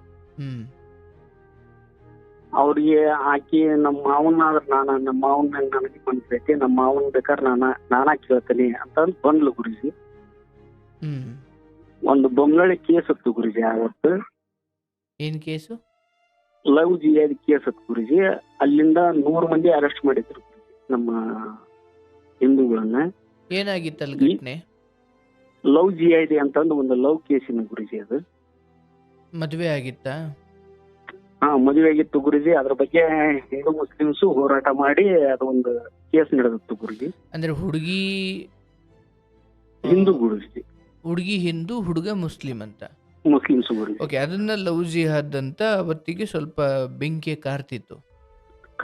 ಗುರುಜಿ 2008 ಮಧ್ಯ ಭಾಗದಲ್ಲಿ ಗುರುಜಿ ಅದು. ಅದ್ ನಿಮ್ ಭಾಗನಾ? ಹೌದು ಗುರುಜಿ, ಹೌದು. ನಿಮ್ ಕಡೆ ಬೊಮ್ಮನಹಳ್ಳಿ, ಹಗರಿ ಬೊಮ್ಮನಹಳ್ಳಿ, ಹ್ಮ್ ಬಳ್ಳಾರಿ, ಇವತ್ತಿಗೆ ವಿಜಯನಗರ ಡಿಸ್ಟಿಕ್ ಗುರುಜಿ. ಓಕೆ. ಆ ಕೇಸ್ನ್ಯಾಗ 100 ಮಂದಿ ಅರೆಸ್ಟ್ ಆಗಿದ್ರು ಗುರುಜಿ. ಹೊಸಪೇಟೆ ಕಡೆ ಎಲ್ಲಾರನ್ನ ಇತ್ಲಾಗ ನಮ್ಮ ಹಡಗ್ಲಿಗೆ ಹಾಕಿದ್ರು ಗುರುಜಿ. ಹ್ಮ್ ಹಡಗ್ಲಿ ಕಡೆ ಎಲ್ಲಾರನ್ನ ಹೊಸಪೇಟೆಗೆ ಹಾಕಿದ್ರು.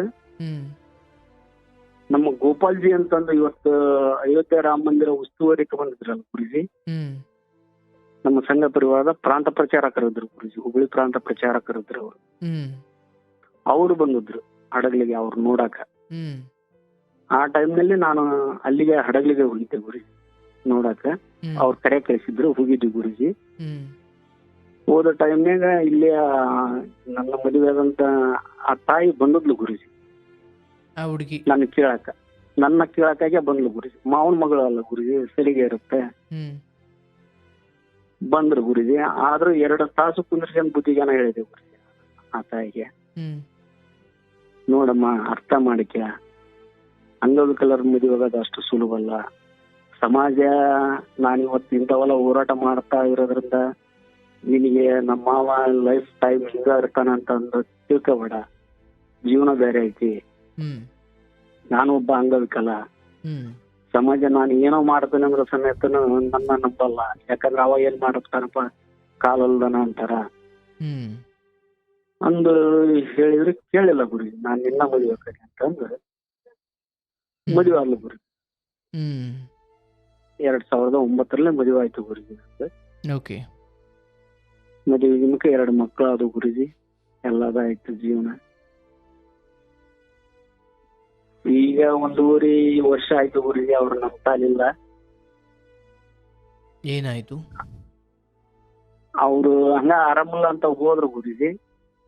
ನಮ್ಮ ಮಾವರು ಇರೋ ತನಕನ ಯಾವ್ದು ಈ ತರ ಬಂದದಿಲ್ಲ ಗುರುಜಿ. ನಮ್ಮ ಮಾವರು ತೀರ್ಕೊಂಡ್ರು ಗುರುಜಿ. ತೀರ್ಕೊಂಡಿದ ಮ್ಯಾಕ ಅವ್ರು ಊರಿಗೆ ಹೋದ್ರು ಗುರುಜಿ. ಹ್ಮ್ ಆರಾಮಿಲ್ಲ ಅಂತ ಅಂದೆ. ನಾವ ಕಳಿಸ್ಬಿಟ್ಟಿವಿ ಗುರುಜಿ ಆರಾಮಿಲ್ಲ ಅಂತ ಅಂದಕ್ಕೆ ಒಂದ್ ಸ್ವಲ್ಪ. ಯಾಕಂದ್ರೆ ಇಲ್ಲಿ ಒಂದ್ ಸ್ವಲ್ಪ ಒಂದಿಬ್ಬರು ತೀರ್ಕೊಂಡ್ರ ಗುರುಜಿ. ಅವ್ರನ್ನ ನೋಡಿ ನಾಳೆ ನನ್ನ ಗಂಡಗ ಹಿಂಗ ಆಗಿದ್ರ ನನ್ ಗತಿ ಹಂಗ ಹಿಂಗ ಅನ್ನೋದು ಒಂದು ಮಾನಸಿಕ ಮಾಡಿಕೊಂಡು ಊರಿಗೆ ಹೋದ್ರು ಗುರುಜಿ. ಅಂದ್ರೆ ಅಲ್ಲಿ ಯಾರು ತೀರ್ಕೊಂಡ್ರು? ಇಲ್ಲಿ ನಮ್ ಬ್ರದರ್ ಒಬ್ರು ತೀರ್ಕೊಂಡಿದ್ರು ಗುರುಜಿ. ಏನಾಗಿತ್ತು? ಒಳ್ಳೆ ನಮ್ಮ ವಯಸ್ಸಿನೇನೋ ಪಾರ್ಸಿ ಹೊಡೆದು ಅವ್ರು ತೀರ್ಕೊಂಡ್ರು ಗುರುಜಿ. ಹ್ಮ್ ತೀರ್ಕೊಂಡ ಮ್ಯಾಕ ಅವ್ರು ನೋಡಿದ್ರು. ಅವ್ರ ಊರಲ್ಲೇ ಒಬ್ರು ತೀರ್ಕೊಂಡಿದ್ರು ಗುರುಜಿ. ಹ್ಮ್ ಅದನ್ನು ನೋಡಿದ್ರು. ಒಳ್ಳೆ ಹರಿಯದ್ ಹುಡ್ರ ತೀರ್ಕೊಂಡ್ಬಿಟ್ಟವಲ್ಲ ಗುರುಜಿ. ಹ್ಮ್ ನಾಳೆ ನಾನು ಹಿಂಗಾದ್ರ ನನ್ ಗತಿ ಏನು? ನಮ್ದು ಆಸ್ತಿ ಇಲ್ಲ, ಏನು ಇಲ್ಲ ಅನ್ನೋ ಒಂದು ಭಾವನೆ ಇಟ್ಕೊಂಡ್ಬಿಟ್ಟು ಒಂದ್ ಸ್ವಲ್ಪ ಮಾನಸಿಕ ಮಾಡ್ಕೊಂಡ್ರು ಗುರುಜಿ. ನಾನು ಆ ಟೈಮ್ನಾಗ ಒಂದು ಅಂಗಡಿ ಮಾಡ್ಕೊಂಡೆ ಗುರುಜಿ. 15 ವರ್ಷ ಮದುವೆಯಾಗಿ 15 ವರ್ಷ ಆದ್ರೆ ನಾವು ಗಂಡ ಐತಿ ಬಿಟ್ಟಿರ್ತದಲ್ಲ. ಹ್ಮ್ ಇವತ್ತು ಅವಳು ಬಿಟ್ಟು ಹೋಗ್ಯಾಳ ಅಂತ ನನಗೇನ್ ಬೇಜಾರಿಲ್ಲ ಗುರುಜಿ. ನನಗೆ ದೇವತೆ ಆಕಿ. ಯಾಕಂದ್ರ ಇವತ್ತಿನ ಈ ಸಮಾಜದಾಗ ತಂಗಿ ಅನ್ನೋ ಒಂದು ಪಟ್ಟ ಕೊಟ್ಟಿರ್ತಕ್ಕಂಥ ದೇವತೆ. ಹ್ಮ್ ವೆರಿ ಗುಡ್. ಅದಕ್ಕೋಸ್ಕರವಾಗಿ ನನಗೆ ಇವತ್ತು ನನಗೆ ಬಿಟ್ಟು ಹೋಗಿದ್ದಾಳ. ಬಿಟ್ಟೇನು ಹೋಗಿಲ್ಲ ಗುರುಜಿ ಅವ್ರು. ಆದ್ರ ಒಂದ್ ಸ್ವಲ್ಪ ಅವ್ರ ತಾಯಿ ಅವರು ಒಂದ್ ಸ್ವಲ್ಪ ಅವ್ರನ್ನ ತಿದ್ದುಪಡಿ ಮಾಡಿದಾರೆ.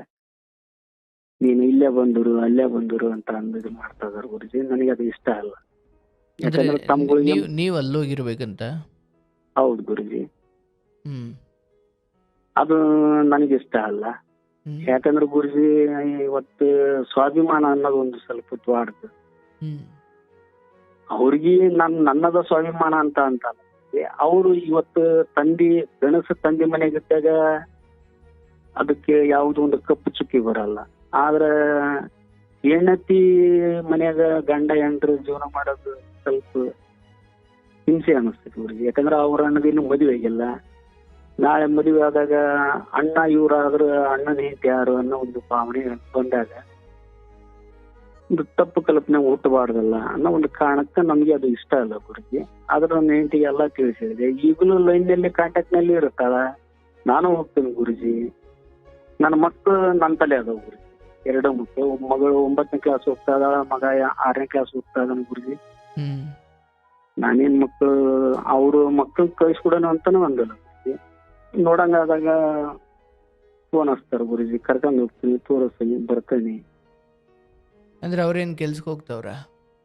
ಅಲ್ಲಿಗ ಅವ್ರ ಕೆಲ್ಸಕ್ಕೆ ಹೋಗ್ತಾ ಇರ್ತಾರೆ ಗುರುಜಿ. ನನ್ನ ಮನೆಯಲ್ಲಿ ಇದ್ದಾಗ ನಾನು ಎಲ್ಲಿ ಕಳಿಸ್ತಿದ್ದಿಲ್ಲ. ಅವ್ರ ಮನೆಯಲ್ಲಿ ಇದ್ದಾಗ ಹೋಗಿ ಕೆಲ್ಸಕ್ಕೆ ಹೋಗ್ತಾ ಇದಾಳ ಅವ್ರು. ಅಲ್ಲ ಈಗ ಆ ಮನೆಗೆ ಅವರು ತವ್ರ ಮನೆಗೆ ಹೋಗ್ಲಿಕ್ಕೆ ಅಲ್ಲಿ ಏನೋ ಒಂದಷ್ಟು ಸಾವುಗಳಾದು ಅಂತಲೋ ಅಥವಾ ನಿಮ್ ನಡುವೆ ಏನಾದ್ರು ಮನಸ್ತಾಪ ಇತ್ತು ಅಥವಾ ಇಲ್ಲ ಅವ್ರಿಗೆ ಗುರುಜಿ. ಹುಷಾರಿರ್ಲಿಲ್ಲ ಅಂತಲೋ?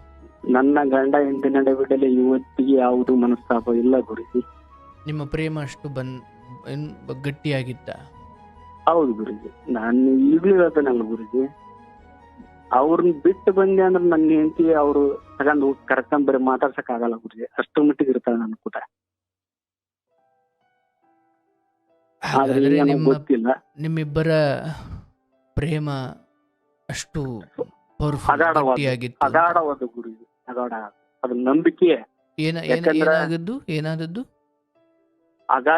ಅಗಾಢವಾಗಿತ್ತು ಅಂತ. ಅಂದ್ರ ಭರವಸೆಯ ಒಂದು ಪ್ರೀತಿ. ಭರವಸೆ. ಹೌದು. ಗಾಢವಾದದ್ದು. ಯಾಕಂದ್ರೆ ಯಾವುದೇ ಒಂದು ಸಂಬಂಧ ಅಗ್ರಿಮೆಂಟ್ ಇರಲ್ಲ. ಹ್ಮ್ ಆದ್ರೆ ಮಾನಸಿಕವಾಗಿ ಸಂಬಂಧ ಗಟ್ಟಿದ್ದಾಗ ಅಗ್ರಿಮೆಂಟ್ ಬೇಕಾಗಿಲ್ಲ. ಅಂದ್ರೆ ನಿಮ್ಮ ಸಂಬಂಧ ಎಷ್ಟು ಗಟ್ಟಿ ಇತ್ತು ಅಂದ್ರೆ ನಿಮ್ಮ ಮತ್ತೆ ಏನೋ ಒಂದು ಹೇಳ್ಕೊಟ್ಟ ತಕ್ಷಣ ನಿಮ್ಮನ್ನು ಬಿಟ್ಬಿಟ್ಟು ಸಪರೇಟ್ ಆ ಅಮ್ಮನ ಜೊತೆ ಇರೋವಷ್ಟು ಗಟ್ಟಿ ಇತ್ತು.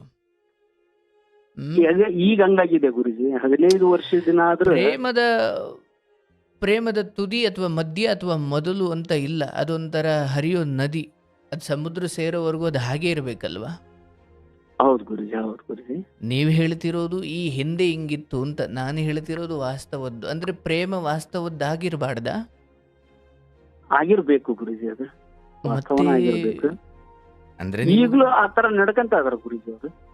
ಈಗ್ಲೂ ನನಗೆ ಫೋನ್ ಕಾಂಟ್ಯಾಕ್ಟ್ ನಡ್ಕೊಳ್ಳೋದೇನು ನಡೆಸ್ತಾರ. ಆಯ್ತಪ್ಪ, ನಿಮ್ ಆಯ್ತು ನಡ್ಕೊಳ್ತಾ ಇದ್ದಾರೆ ಸರಿ, ಬಟ್ ಹೌದು ಗುರುಜಿ. ಒಂದು ಹೆಣ್ಮಗಳಾಗಿ ಈ ಮನೆಯನ್ನ ಹ್ಮ್. ಬೆಳಗುತ್ತೀನಿ ಅನ್ನುವ ಸಂಕಲ್ಪ ಹೊತ್ತು ಬಂದವಳು ಹೀಗೆ ಮಧ್ಯದಲ್ಲಿ ಕಾರಣವಿಲ್ಲದೆ ಹೋಗುವುದಿದೆಯಲ್ಲ, ಅದು ಬೇರೆ ದಾರಿ ತಪ್ಪು ಹೆಣ್ಣು ಮಕ್ಕಳು ಮಾಡಿದ ಎಡವಟ್ಟಿಗೂ ಇದಕ್ಕೂ ವ್ಯತ್ಯಾಸ ಏನಿದೆ ಮತ್ತೆ? ಇಲ್ಲ ಗುರುಜಿ, ಅದು ಒಪ್ಪದ ಗುರುಜಿ, ಒಪ್ಪದ.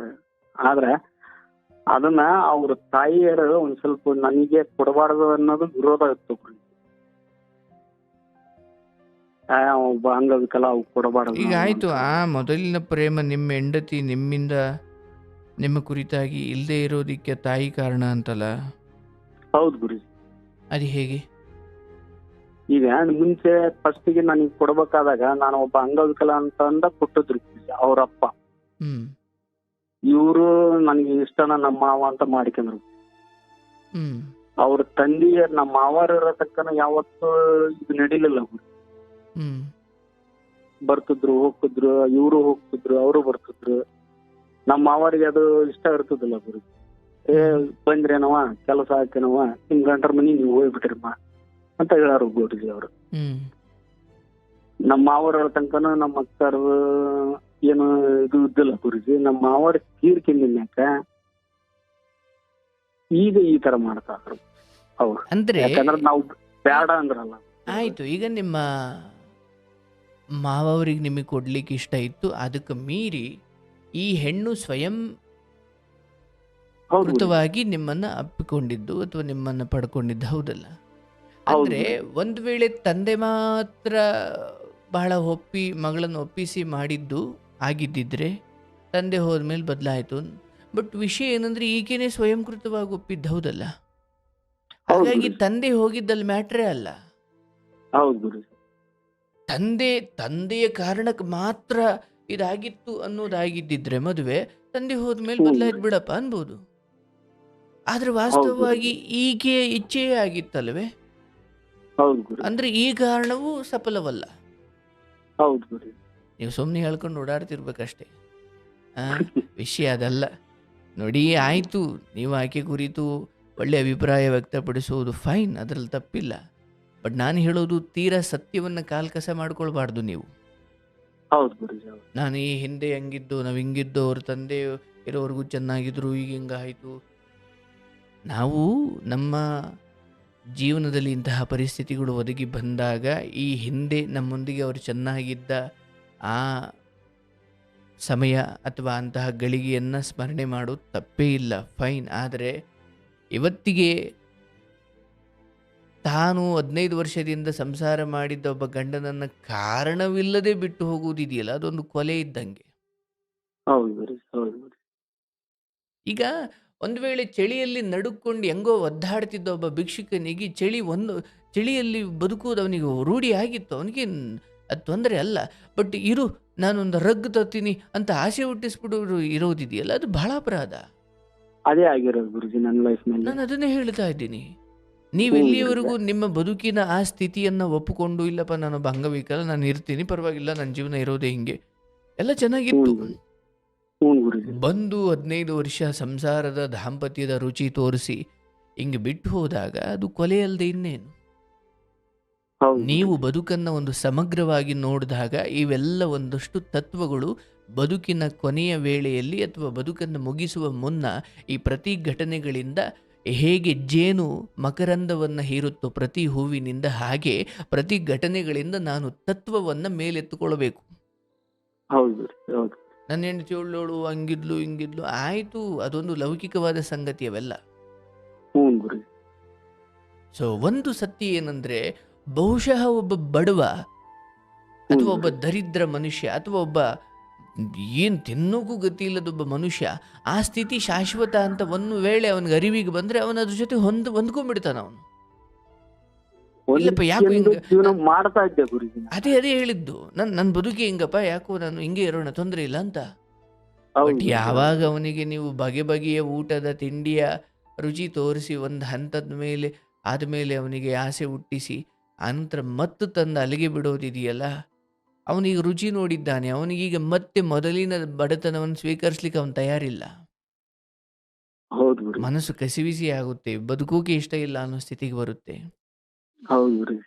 ಬಟ್ ನಿಮಗೆ ಇಬ್ರು ಮಕ್ಕಳಿದ್ದಾರೆ, ಹೌದು ಗುರುಜಿ. ಇಬ್ಬರು ಮಕ್ಕಳಿದ್ದಾರೆ. ನಿಮ್ಮೊಂದಿಗೆ ಇದ್ದಾರೆ. ನನ್ನೊಂದಿಗೆ ಇದ್ದಾರೆ ಜಿ. ಬಟ್ ಈಗ ಏನಂದರೆ ಇರೋದ್ರಲ್ಲಿ ಬೆಟರ್ ಏನಂದರೆ, ಎಷ್ಟೋ ಹೆಣ್ಮಕ್ಳು ಹೆಂಗೆ ಹೋಗ್ಬಿಟ್ಟು ಬೇರೆ ಬೇರೆ ಕೆಟ್ಟ ಕೆಟ್ಟ ದಾರಿ ಹುಡುಕೊಂಡು ಗಂಡನ್ನ ಅಲ್ಲಿಂದಲೇ ಡೈವರ್ಸ್ ನೋಟಿಸ್ ಕಳಿಸಿ ಎಲ್ಲರನ್ನೂ ದೂರ ಮಾಡ್ಕೊಂಬಿಡ್ತಾರೆ. ಬಟ್ ನೀವು ಹೇಳ್ದಂಗೆ ಇರೋದ್ರಲ್ಲಿ ಬೆಟರ್ ಅಂದರೆ ಪರವಾಗಿಲ್ಲ, ಹಾಗಾಗಿ ಮಕ್ಳನ್ನ ಕರ್ಕೊಂಡು ಹೋಗ್ತೀನಿ, ಮಾತಾಡಿಸ್ತೀನಿ, ಚೆನ್ನಾಗೇ ಇದ್ದೀವಿ, ಫೈನ್. ಬಟ್ ನಮ್ಮ ಮನೆಗೆ ಬಂದಿಲ್ಲ, ಬರ್ತಾ ಇಲ್ಲ ಅನ್ನೋದು ಬಿಟ್ಟರೆ ಮೊದಲಂಗೆ ಬೇರೆ ಏನೂ ಇಲ್ಲ ಗುರುಜಿ. ಚೆನ್ನಾಗಿದ್ದೀವಿ ಯಾವುದೂ ಅಂತ. ಇಲ್ಲ. ಹೌದು ಅದೇ ಗುರುಜಿ. ಹೌದು. ಇರೋದ್ರಲ್ಲಿ ಅದು ಬೆಟರ್ ಅಂತ. ಯಾಕಂದರೆ ಇಲ್ಲಿ ಕೇಳೋ ಎಷ್ಟೋ ಕತೆಗಳು ಮಿನಿಮಮ್ ಈ ಫಿನಿಶಿಂಗೂ ಕೂಡ ಅವು ಹೊಂದಿಲ್ಲ. ಹೌದು ಗುರುಜಿ. ಯಾಕಂದರೆ ಹಂಗೆ ಅಂತ ಹೋದವಳು ಅವಳು ಮನೆ ಬಿಟ್ಟು ಹೋಗಿದ್ದ ಉದ್ದೇಶವೇ ಬೇರೆ ಇತ್ತು, ಅಲ್ಲಿಂದ ಒಂದು ಡೈವರ್ಸ್ ನೋಟಿಸ್ ಬರುತ್ತೆ, ಅಲ್ಲಿಂದ ಅವನು ನನಗೆ ಅದು ಮಾಡ್ದ ಇದು ಮಾಡ್ದ ಅಂತ ಸುಳ್ಳು ಆಪಾದನೆ ಮಾಡ್ತಾರೆ, ಏನೇನೋ ಬರ್ತಾವಲ್ಲ. ಇಲ್ಲ ಗುರುಜಿ, ಆ ತರ ಯಾವುದೂ ಇಲ್ಲ ಗುರುಜಿ. ಇಲ್ಲ ಅದರಲ್ಲಿ ಗುರುಜಿ. ನೀವು ಪುಣ್ಯವಂತ ಅಷ್ಟೇ.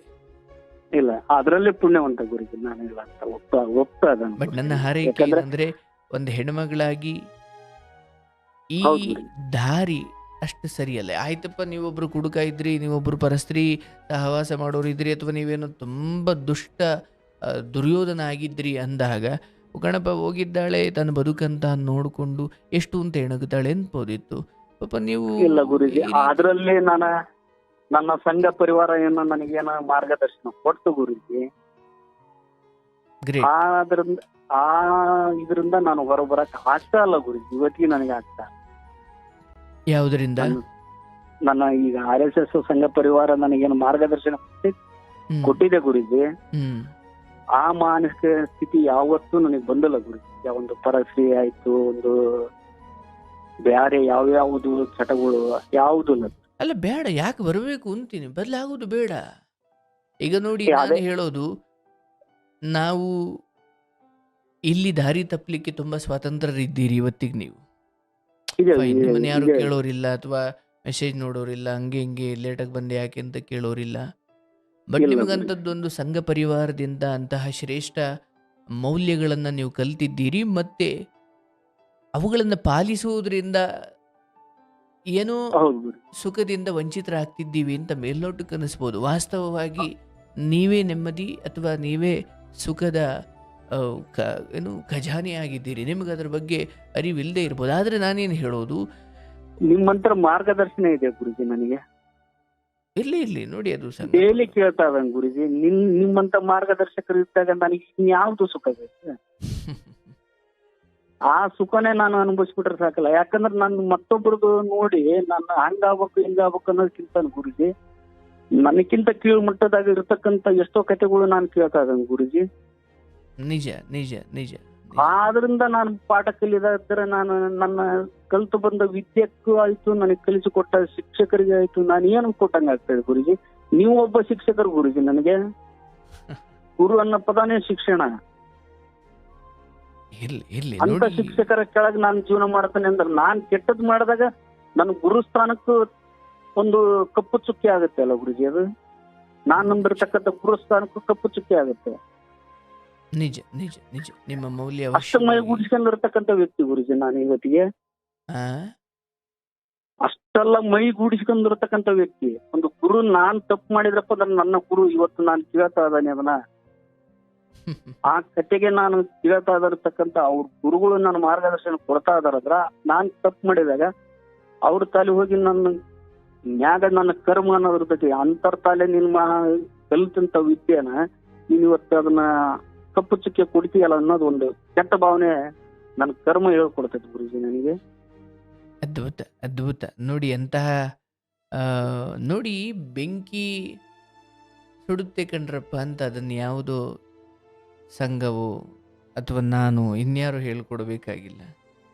ಹಾಗೆ ಸುಟ್ಟಿಸಿಕೊಂಡಿರುವವರ ಕಥೆಯನ್ನು ನಾನು ಸ್ವಲ್ಪ ನಾಲ್ಕು ದಿಕ್ಕಿನಲ್ಲಿ ಗಮನವಹಿಸಿ ನೋಡಿದ್ರೆ ತುಂಬ ನರಳುತ್ತಾ ಇದ್ದಾರೆ ಹಾಗೆ ಸುಟ್ಟುಕೊಂಡು. ಹೌದು ಗುರುಜಿ, ಹೌದು. ನನಗೂ ಅಂಥದ್ದೊಂದು ಕತೆಗಳು ಕಣ್ಣಿಗೆ ಕಿವಿಗೆ ಕಣ್ಣಿಗೆ ಕಾಣಿಸ್ದಾಗ ಹೌದು. ಕಿವಿಗೆ ಬಿದ್ದಾಗ ತಡಿ ನಾನು ಸುಟ್ಟುಕೊಂಡು ಆದ್ಮೇಲೆ ಬುದ್ಧಿ ಕಲಿತೀನಿ ಅಂದ್ರೆ ಅದು ದಡ್ಡದ ಬದುಕು. ಹೌದು ಗುರುಜಿ. ಹೌದು. ಸುಟ್ಟಿಸ್ಕೊಂಡು ಒದ್ದಾಡ್ತವ್ರಲ್ಲ ಹೌದು ಗುರುಜಿ. ಅವ್ರನ್ನ ನೋಡಿದಾಗ ಓಹೋ, ಬೇಲಿ ಹಾರಿ ನಾನು ಏನೇ ಮೇಯ್ದರೂ ಕೂಡ ಆ ತಿಂದ ಮೇವೆಲ್ಲವೂ ವಿಷವೇ ಆಗುತ್ತೆ. ಹೌದು ಗುರುಜಿ. ಹೌದು. ನನ್ನ ವಿಷನ ಹೊಲದಲ್ಲಿ ಗುರುಜಿ. ನಾನು ಎಷ್ಟು ಊಟ ತಿಂದ್ರೂ ಕೂಡ ತೃಪ್ತಿ ಕೇಳೋರು ಯಾರೂ ಆಗುತ್ತೆ ಇಲ್ಲ. ಗುರುಜಿ. ಹೌದು ಗುರುಜಿ. ಯಾಕೆ ತಿಂದೆ ಅಂತ ಯಾರು ಕೇಳಲ್ಲ. ಕೇಳಲ್ಲ ಅದನ್ನ, ಯಾಕಂದ್ರೆ ನೀನು ನನ್ನ ಶ್ರಮ ಇರುತ್ತೆ ಗುರುಜಿ ಹೌದು, ಅದರಲ್ಲಿ. ಅದು ನೀವು ಅದಕ್ಕೆ ಓನರ್ಶಿಪ್ ಇದ್ದೀರಿ ಅಥವಾ ನೀವು ಅದಕ್ಕೆ ನನ್ನ ಮಾಲೀಕರಿದ್ದೀರಿ ಅಥವಾ ನೀವು ಹಸ್ಕೊಂಡು ಮಲ್ಕೊಂಡ್ರು ಅಥವಾ ಸ್ವಲ್ಪ ತುಸು ಹೆಚ್ಚೆ ತಿಂದ್ರು ಕೇಳೋರು ಯಾರು ಇಲ್ಲ. ಯಾರಲ್ಲ ಗುರುಜಿ, ಯಾರಲ್ಲ. ಹಾಗಾಗಿ ಆದ್ರೆ ಲೋಕದ ಪಕ್ಕದ ಹೊಲ ಐತಿ, ನಮ್ಮ ಪಕ್ಕದಾಗ ಹೊಲ ಐತಿ ಅಂದ್ರೆ ಅದನ್ನ ತಿನ್ನಕ್ ಹೋದ್ರೆ ಆ, ಅದು ಕೆಲವೊಮ್ಮೆ ಇನ್ನು ದುರಂತ ತಪ್ಪಾಗತ್ತೆ ಗುರುಜಿ. ಹೆಂಗೆ ಅಂದ್ರೆ ಬಾಗ್ಲು ತೆಗ್ದೇ ಬಿಟ್ಟಿರ್ತಾರೆ. ನೀವು ಬರ್ಲಿ ಹೌದು ಗುರುಜಿ. ಅಂತಲೇ ನಿಮ್ಮನ್ನ ಹಾಕನ್ನ ಬಲಿ ಹಾಕೋಣ ಅಂತಲೇ. ಹೌದು ಗುರುಜಿ. ಹೌದು. ಆದ್ರೆ ಬಾಗ್ಲು ಹ್ಮ್. ತೆಗೆದು ಹೂನಾರ ಹಾಕಿರ್ಲಿ, ನಮ್ದಲ್ಲ ಅದು ಅನ್ನೋ ಒಂದೇ ಒಂದು ಕಾರಣ ಸಾಕು ನಾವು ಅಲ್ಲಿಗೆ ಹೋಗದೆ ಇರೋದಿಕ್ಕೆ. ಹೌದು ಬಟ್ ಗುರುಜಿ. ಆ ಮೌಲ್ಯದ ಸ್ಥಿತಿಗೆ ತಲುಪಲಿಕ್ಕೆ ಅದು ಅದು ಸಮಾಧಿ ಸ್ಥಿತಿ, ಅದು ಹಂಗೆ ಒಮ್ಮೆಲೆ ಬರೋದಲ್ಲ ಅದು. ಹೌದು ಗುರುಜಿ. ಹಾಗಾಗಿ ನಾವು ಏನು ತಿಂದ್ರು ಹೆಂಗ್ ಬಂದ್ವಿ ಹಂಗೇ ಹೋಗಬೇಕು. ಅಂದರೆ ನಮ್ಮ ಗುರುಗಳೊಬ್ರು ಕತೆ ಹೇಳೋರು, ಒಂದು ಒಂದು ನರಿ ಬಂತಂತೆ, ಅದಕ್ಕೆ ತುಂಬ ಹಸಿವಾಗ್ಬಿಟ್ಟಿತ್ತು. ಹೌದು ಗುರುಜಿ. ಊರು ಹೊರಗಡೆ ಬಂತು, ಅದು ಒಳಗಡೆ ಈ ಬಾಳೆಹಣ್ಣು ಮತ್ತು ಬೇರೆ ಬೇರೆ ವಿಧವಾದ ಹಣ್ಣುಗಳು. ಬಟ್ ವಿಚಿತ್ರ ಏನಂದರೆ ಅಷ್ಟು ಆ ಹಣ್ಣಿನ ತೋಟಕ್ಕೆ ಸುತ್ತಲೂ ಒಂದು ಬೇಲಿ ಹಾಕಿದ್ರು. ಹ್ಞೂ ಗುರುಜಿ. ಈ ನರಿನೋ ಸ್ವಲ್ಪ ಹ್ಞೂ ಗುರುಜಿ. ಚೆನ್ನಾಗಿ ತಿಂದು ಭಾಳ ದಪ್ಪನೇ ಇತ್ತು. ಹ್ಞೂ ಗುರುಜಿ. ಬಟ್ ಏನೋ ಕಾರಣಕ್ಕೆ ಅವಾಗ ಊಟ ಇಲ್ಲದೆ ಸೆಣಕಲಾಗಿ ಹೋಗ್ಬಿಟ್ಟಿತ್ತು. ಆ ಹೊಲದ ಹತ್ರ ಬಂತು, ಈ ಒಳಗಡೆ ಹಣ್ಣುಗಳೆಲ್ಲ ಇದ್ದಾವೆ. ಬಟ್ ವಿಚಿತ್ರ ಅಂದರೆ ಸುತ್ತ ಬೇಲಿ ಹಾಕ್ಬಿಟ್ಟಿದ್ದಾರೆ. ಬಟ್ ಒಂದತ್ರ ಮಾತ್ರ ಒಂದು ಒಂದು ರಂಧ್ರ ಇದೆ, ಒಂದು ಪುಟ್ಟ ರಂಧ್ರ. ಅದ್ರ ಒಳಗೆ ಹೋಗ್ಲಿಕ್ಕೆ ಪ್ರಯತ್ನ ಮಾಡ್ತಾರೆ. ಹೌದು, ಹೋಯ್ತು.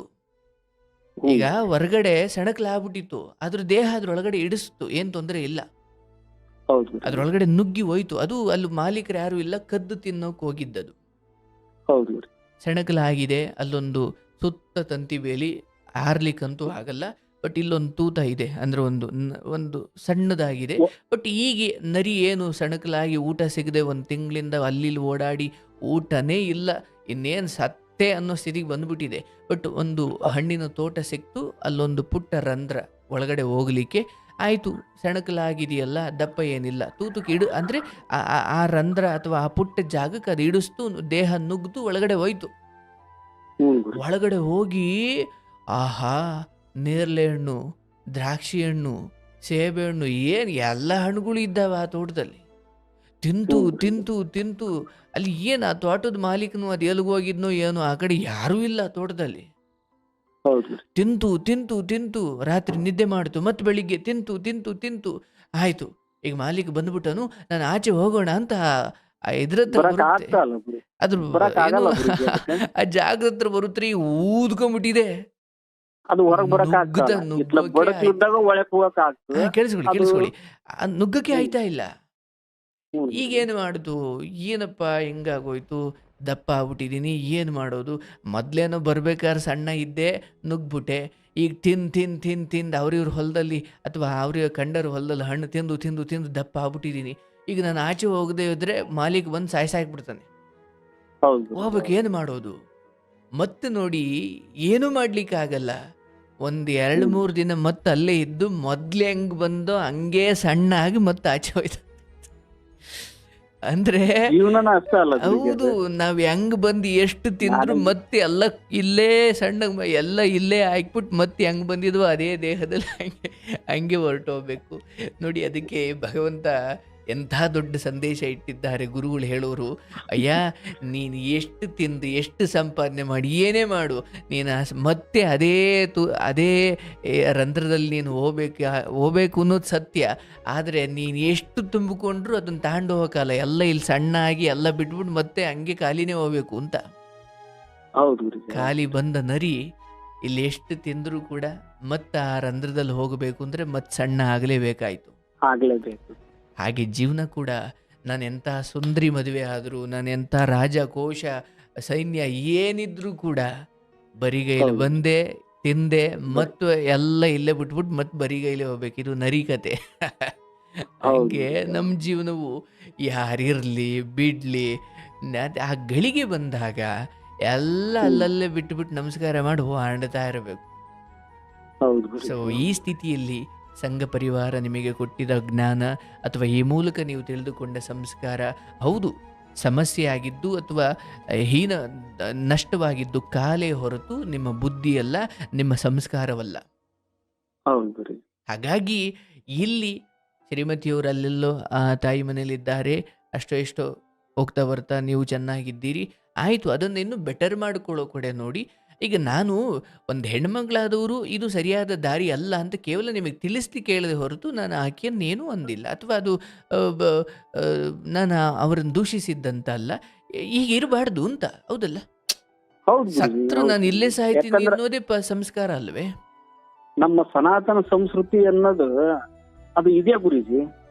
ಏನಿದೆ, ಒಬ್ಬ ಮಹಿಳೆ, ಯಾಕಂದ್ರ ಈಗ ಆಕಿ ಮಹಿಳೆ, ನನ್ನ ತಾಯಿ ಮಹಿಳೆ, ನನ್ನ ತಂಗಿನ ಮಹಿಳೆ. ಇವತ್ತು ನನ್ನ ತಾಯಿ ಆದಂತಕ್ಕಿ ಮತ್ತೊಂದು ಮನೆಯಿಂದ ನನಗೆ ಈ ಮನೆಗೆ ನಮ್ಮ ಅಪ್ಪನ ಮದುವೆಗೆ ಬಂದ್ಲು, ನಮ್ಮ ಅಪ್ಪನ ಮನೆಯಲ್ಲಿ ಬಾಳೆ ಮಾಡಿದ್ಲು, ನಾವು ಜನನ ಆದ್ವಿ. ಇದು ಸಂಸ್ಕೃತಿ, ಇದು ವಂಶ, ದೇಶ, ಪ್ರಪಂಚ ಒಂದು ಉತ್ತಮ ಇದಕ್ಕೆ ಹೋಗಕ್ಕೆ ಒಂದು ಸಂಸ್ಕೃತಿ ಅದು. ಇವತ್ತು ಆದ್ರೆ ಗುರುಜಿ ನನಗೆ ಇತ್ತೀಚೆಗೆ ಏನು ತಿಳಿದ ಒಂದು ಶಕ್ತಿ ಅಂದ್ರೆ ಗುರುಜಿ, ವಿದ್ಯೆ ಅನ್ನೋದು ಬೇಕು, ಜೀವನ ಮಾಡ್ಲಿಕ್ ಬೇಕು ಹೊರತು ಅದನ್ನ ಸಂಸ್ಕೃತಿ ಹಾಳಾಡುವತ್ತ ವಿದ್ಯೆ ಅನ್ನೋದು ಕೊಡ್ಸಕತ್ತೇವೇನಂತ ಒಂದು ಭಾವನೆ ಗುರುಜಿ. ಇರ್ಲಿ, ನೀವು ಶಾಲೆಯಲ್ಲಿ ಅಥವಾ ಸರ್ಕಾರಗಳು ಅಥವಾ ಇವತ್ತಿಗೆ ಶಾಲೆಯಲ್ಲಿ ಕೊಡ್ತಾ ಇರೋ ವಿದ್ಯೆ ಮೆದುಳಿಗಾಯ್ತು, ಹೃದಯಕ್ಕೆ ಏನು ಕೊಟ್ರಿ ನೀವು? ಅದೇ ಸಂಸ್ಕೃತಿನ ಇಲ್ದಂಗ ಆಗ್ಬಿಟ್ಟಿದೆ ಗುರುಜಿ. ಅದನ್ನ ಗುರುಗಳು ಮಠಮಾನ್ಯಗಳು ತಿರುಗಬೇಕು, ಊರೂರು ಟೆಂಟ್ ಹಾಕಬೇಕು, ಊರೂರು ತಿಳಿಸಬೇಕು. ಈಗೆಲ್ಲ ಮಠಮಾನ್ಯಗಳು ರಾಜಕೀಯ ಅವ್ರು ಕಚೇರಿಗಳಾಗ್ಬಿಟ್ಟು ಈ ತಮ್ಮ ಬ್ಯಾಳಿ ಬೇಸಿನ ಕಟ್ಟಾಡ್ತಾ ಇದಾರ ಗುರುಜಿ. ಇವತ್ತು ಎಲ್ಲ ಒಂದು ಜಾತಿ ಕೆಲವೊಂದು ಜಾತಿ ಕಟ್ಟಿದಾರ, ಜಾತಿ ಒಂದು ಮಠ ಕಟ್ಟಿದಾರ, ಮಠಕ್ಕೊಬ್ಬ ಗುರುನ್ ಇಟ್ಟಿದಾರ, ಅವ್ರ ಬೆಳಕನ ರೀತಿಗೆ ಅವ್ರು ಹೊಂಟಿದಾರ. ಆ ಜಾತಿ ಒಳಗೆ ಏನಾಗ್ತದೆ ಅನ್ನೋದ ಗೊತ್ತಿಲ್ಲ ಗುರುಜಿ. ನನಗೆ ನೋವಿನ ಒಂದು ಸಂಗತಿ ಅಂದ್ರೆ ಏನ್ ಗೊತ್ತಾ ಗುರುಜಿ, ನಾನು ಹಳ್ಳಿ ವಾತಾವರಣದ ಜೀವನ ಮಾಡ್ತಾ ಇರೋದು ಗುರುಜಿ.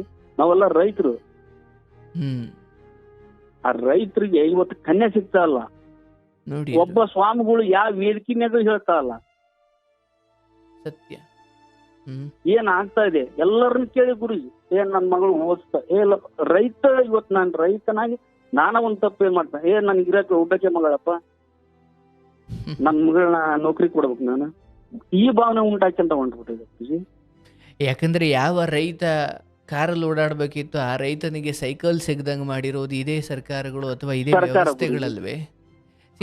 ಮೂಲಭೂತವಾಗಿ ಆತ ಢಾಮ್ ಢೂಮಾಗಿ ಓಡಾಡಬೇಕಾದ ಮನುಷ್ಯನನ್ನ ನೀವು ನಾನಾ ಕಾರಣಗಳನ್ನ ಕೊಟ್ಟು ಆತ ಬಡವನಾಗಿ ಉಳಿಯೋದಿಕ್ಕೆ ಏನೇನು ವ್ಯವಸ್ಥೆ ಬೇಕೋ ಎಲ್ಲ ಮಾಡಿಟ್ಬಿಟ್ಟಿದೆ ಈ ಸಮಾಜ. ಅವನ ಗತಿ ಹೆಂಗ ಗುರುಜಿ? ಅವ್ನ ಮಕ್ಕಳ ಗತಿ ಹೆಂಗ? ಈಗ ಇರ್ತಕ್ಕಂತ ಮಕ್ಳು ಅದಾವಲ್ಲ, ಮಕ್ಕಳ ಗತಿ ಹೆಂಗ? ಯಾರನ್ನ ಕೇಳಿದ್ರು ಎಲ್ಲ ನಾವು ನೌಕರಿ, ಎಲ್ಲಾ ನೌಕರಿ ಅಂತ.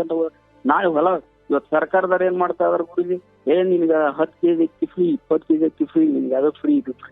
ರೈತ ಕೂಲಿ ಕಾರ್ಮಿಕರಾಗ್ಲಿ ಯಾರಾಗ್ಲಿ ಇವತ್ತು ಹೊಲ ಮಾರ್ಕೊಂಡ್ ಜೀವನ ಮಾಡ್ಬೇಕಂತ ಪರಿಸ್ಥಿತಿ ರೈತರು ಬಂದೈತಿ ಗುರುಜಿ. ಯಾಕೆ ಗೊತ್ತು ಗುರುಜಿ, ಸೈಟ್ ಮಾಡಿದ್ನು ಅದನ್ನ ಮಾಡಿದ್ನು ಹೊಲ ಕೇಳ್ತಾ ಇರ್ತ ಅವ್ರಿಗೆ ಕೊಡೋದು. ಮತ್ತೆ ಇಲ್ಲಿ ಮಾಡಾರಲ್ಲ ಅಲ್ಲ ಗುರುಜಿ, ಯಾವ್ದು ಕೂಲಿ ಕಾರ್ಮಿಕರು ಬರಲ್ಲ, ರೈತರು ಬರ್ತಾ ಇಲ್ಲ. ಯಾಕಂದ್ರೆ ಎಲ್ಲ ಸವಲತ್ತು ಸರ್ಕಾರ ಕೊಡಕತ್ತೈತಿ. ಮತ್ತೆಲ್ಲ ಸವಲತ್ತು ಸರ್ಕಾರ ಕೊಟ್ಟಾಗ ಇನ್ಯಾರು ಹೇಳ್ಬೇಕು ಗುರುಜಿ ರೈತರ ಕಷ್ಟನ?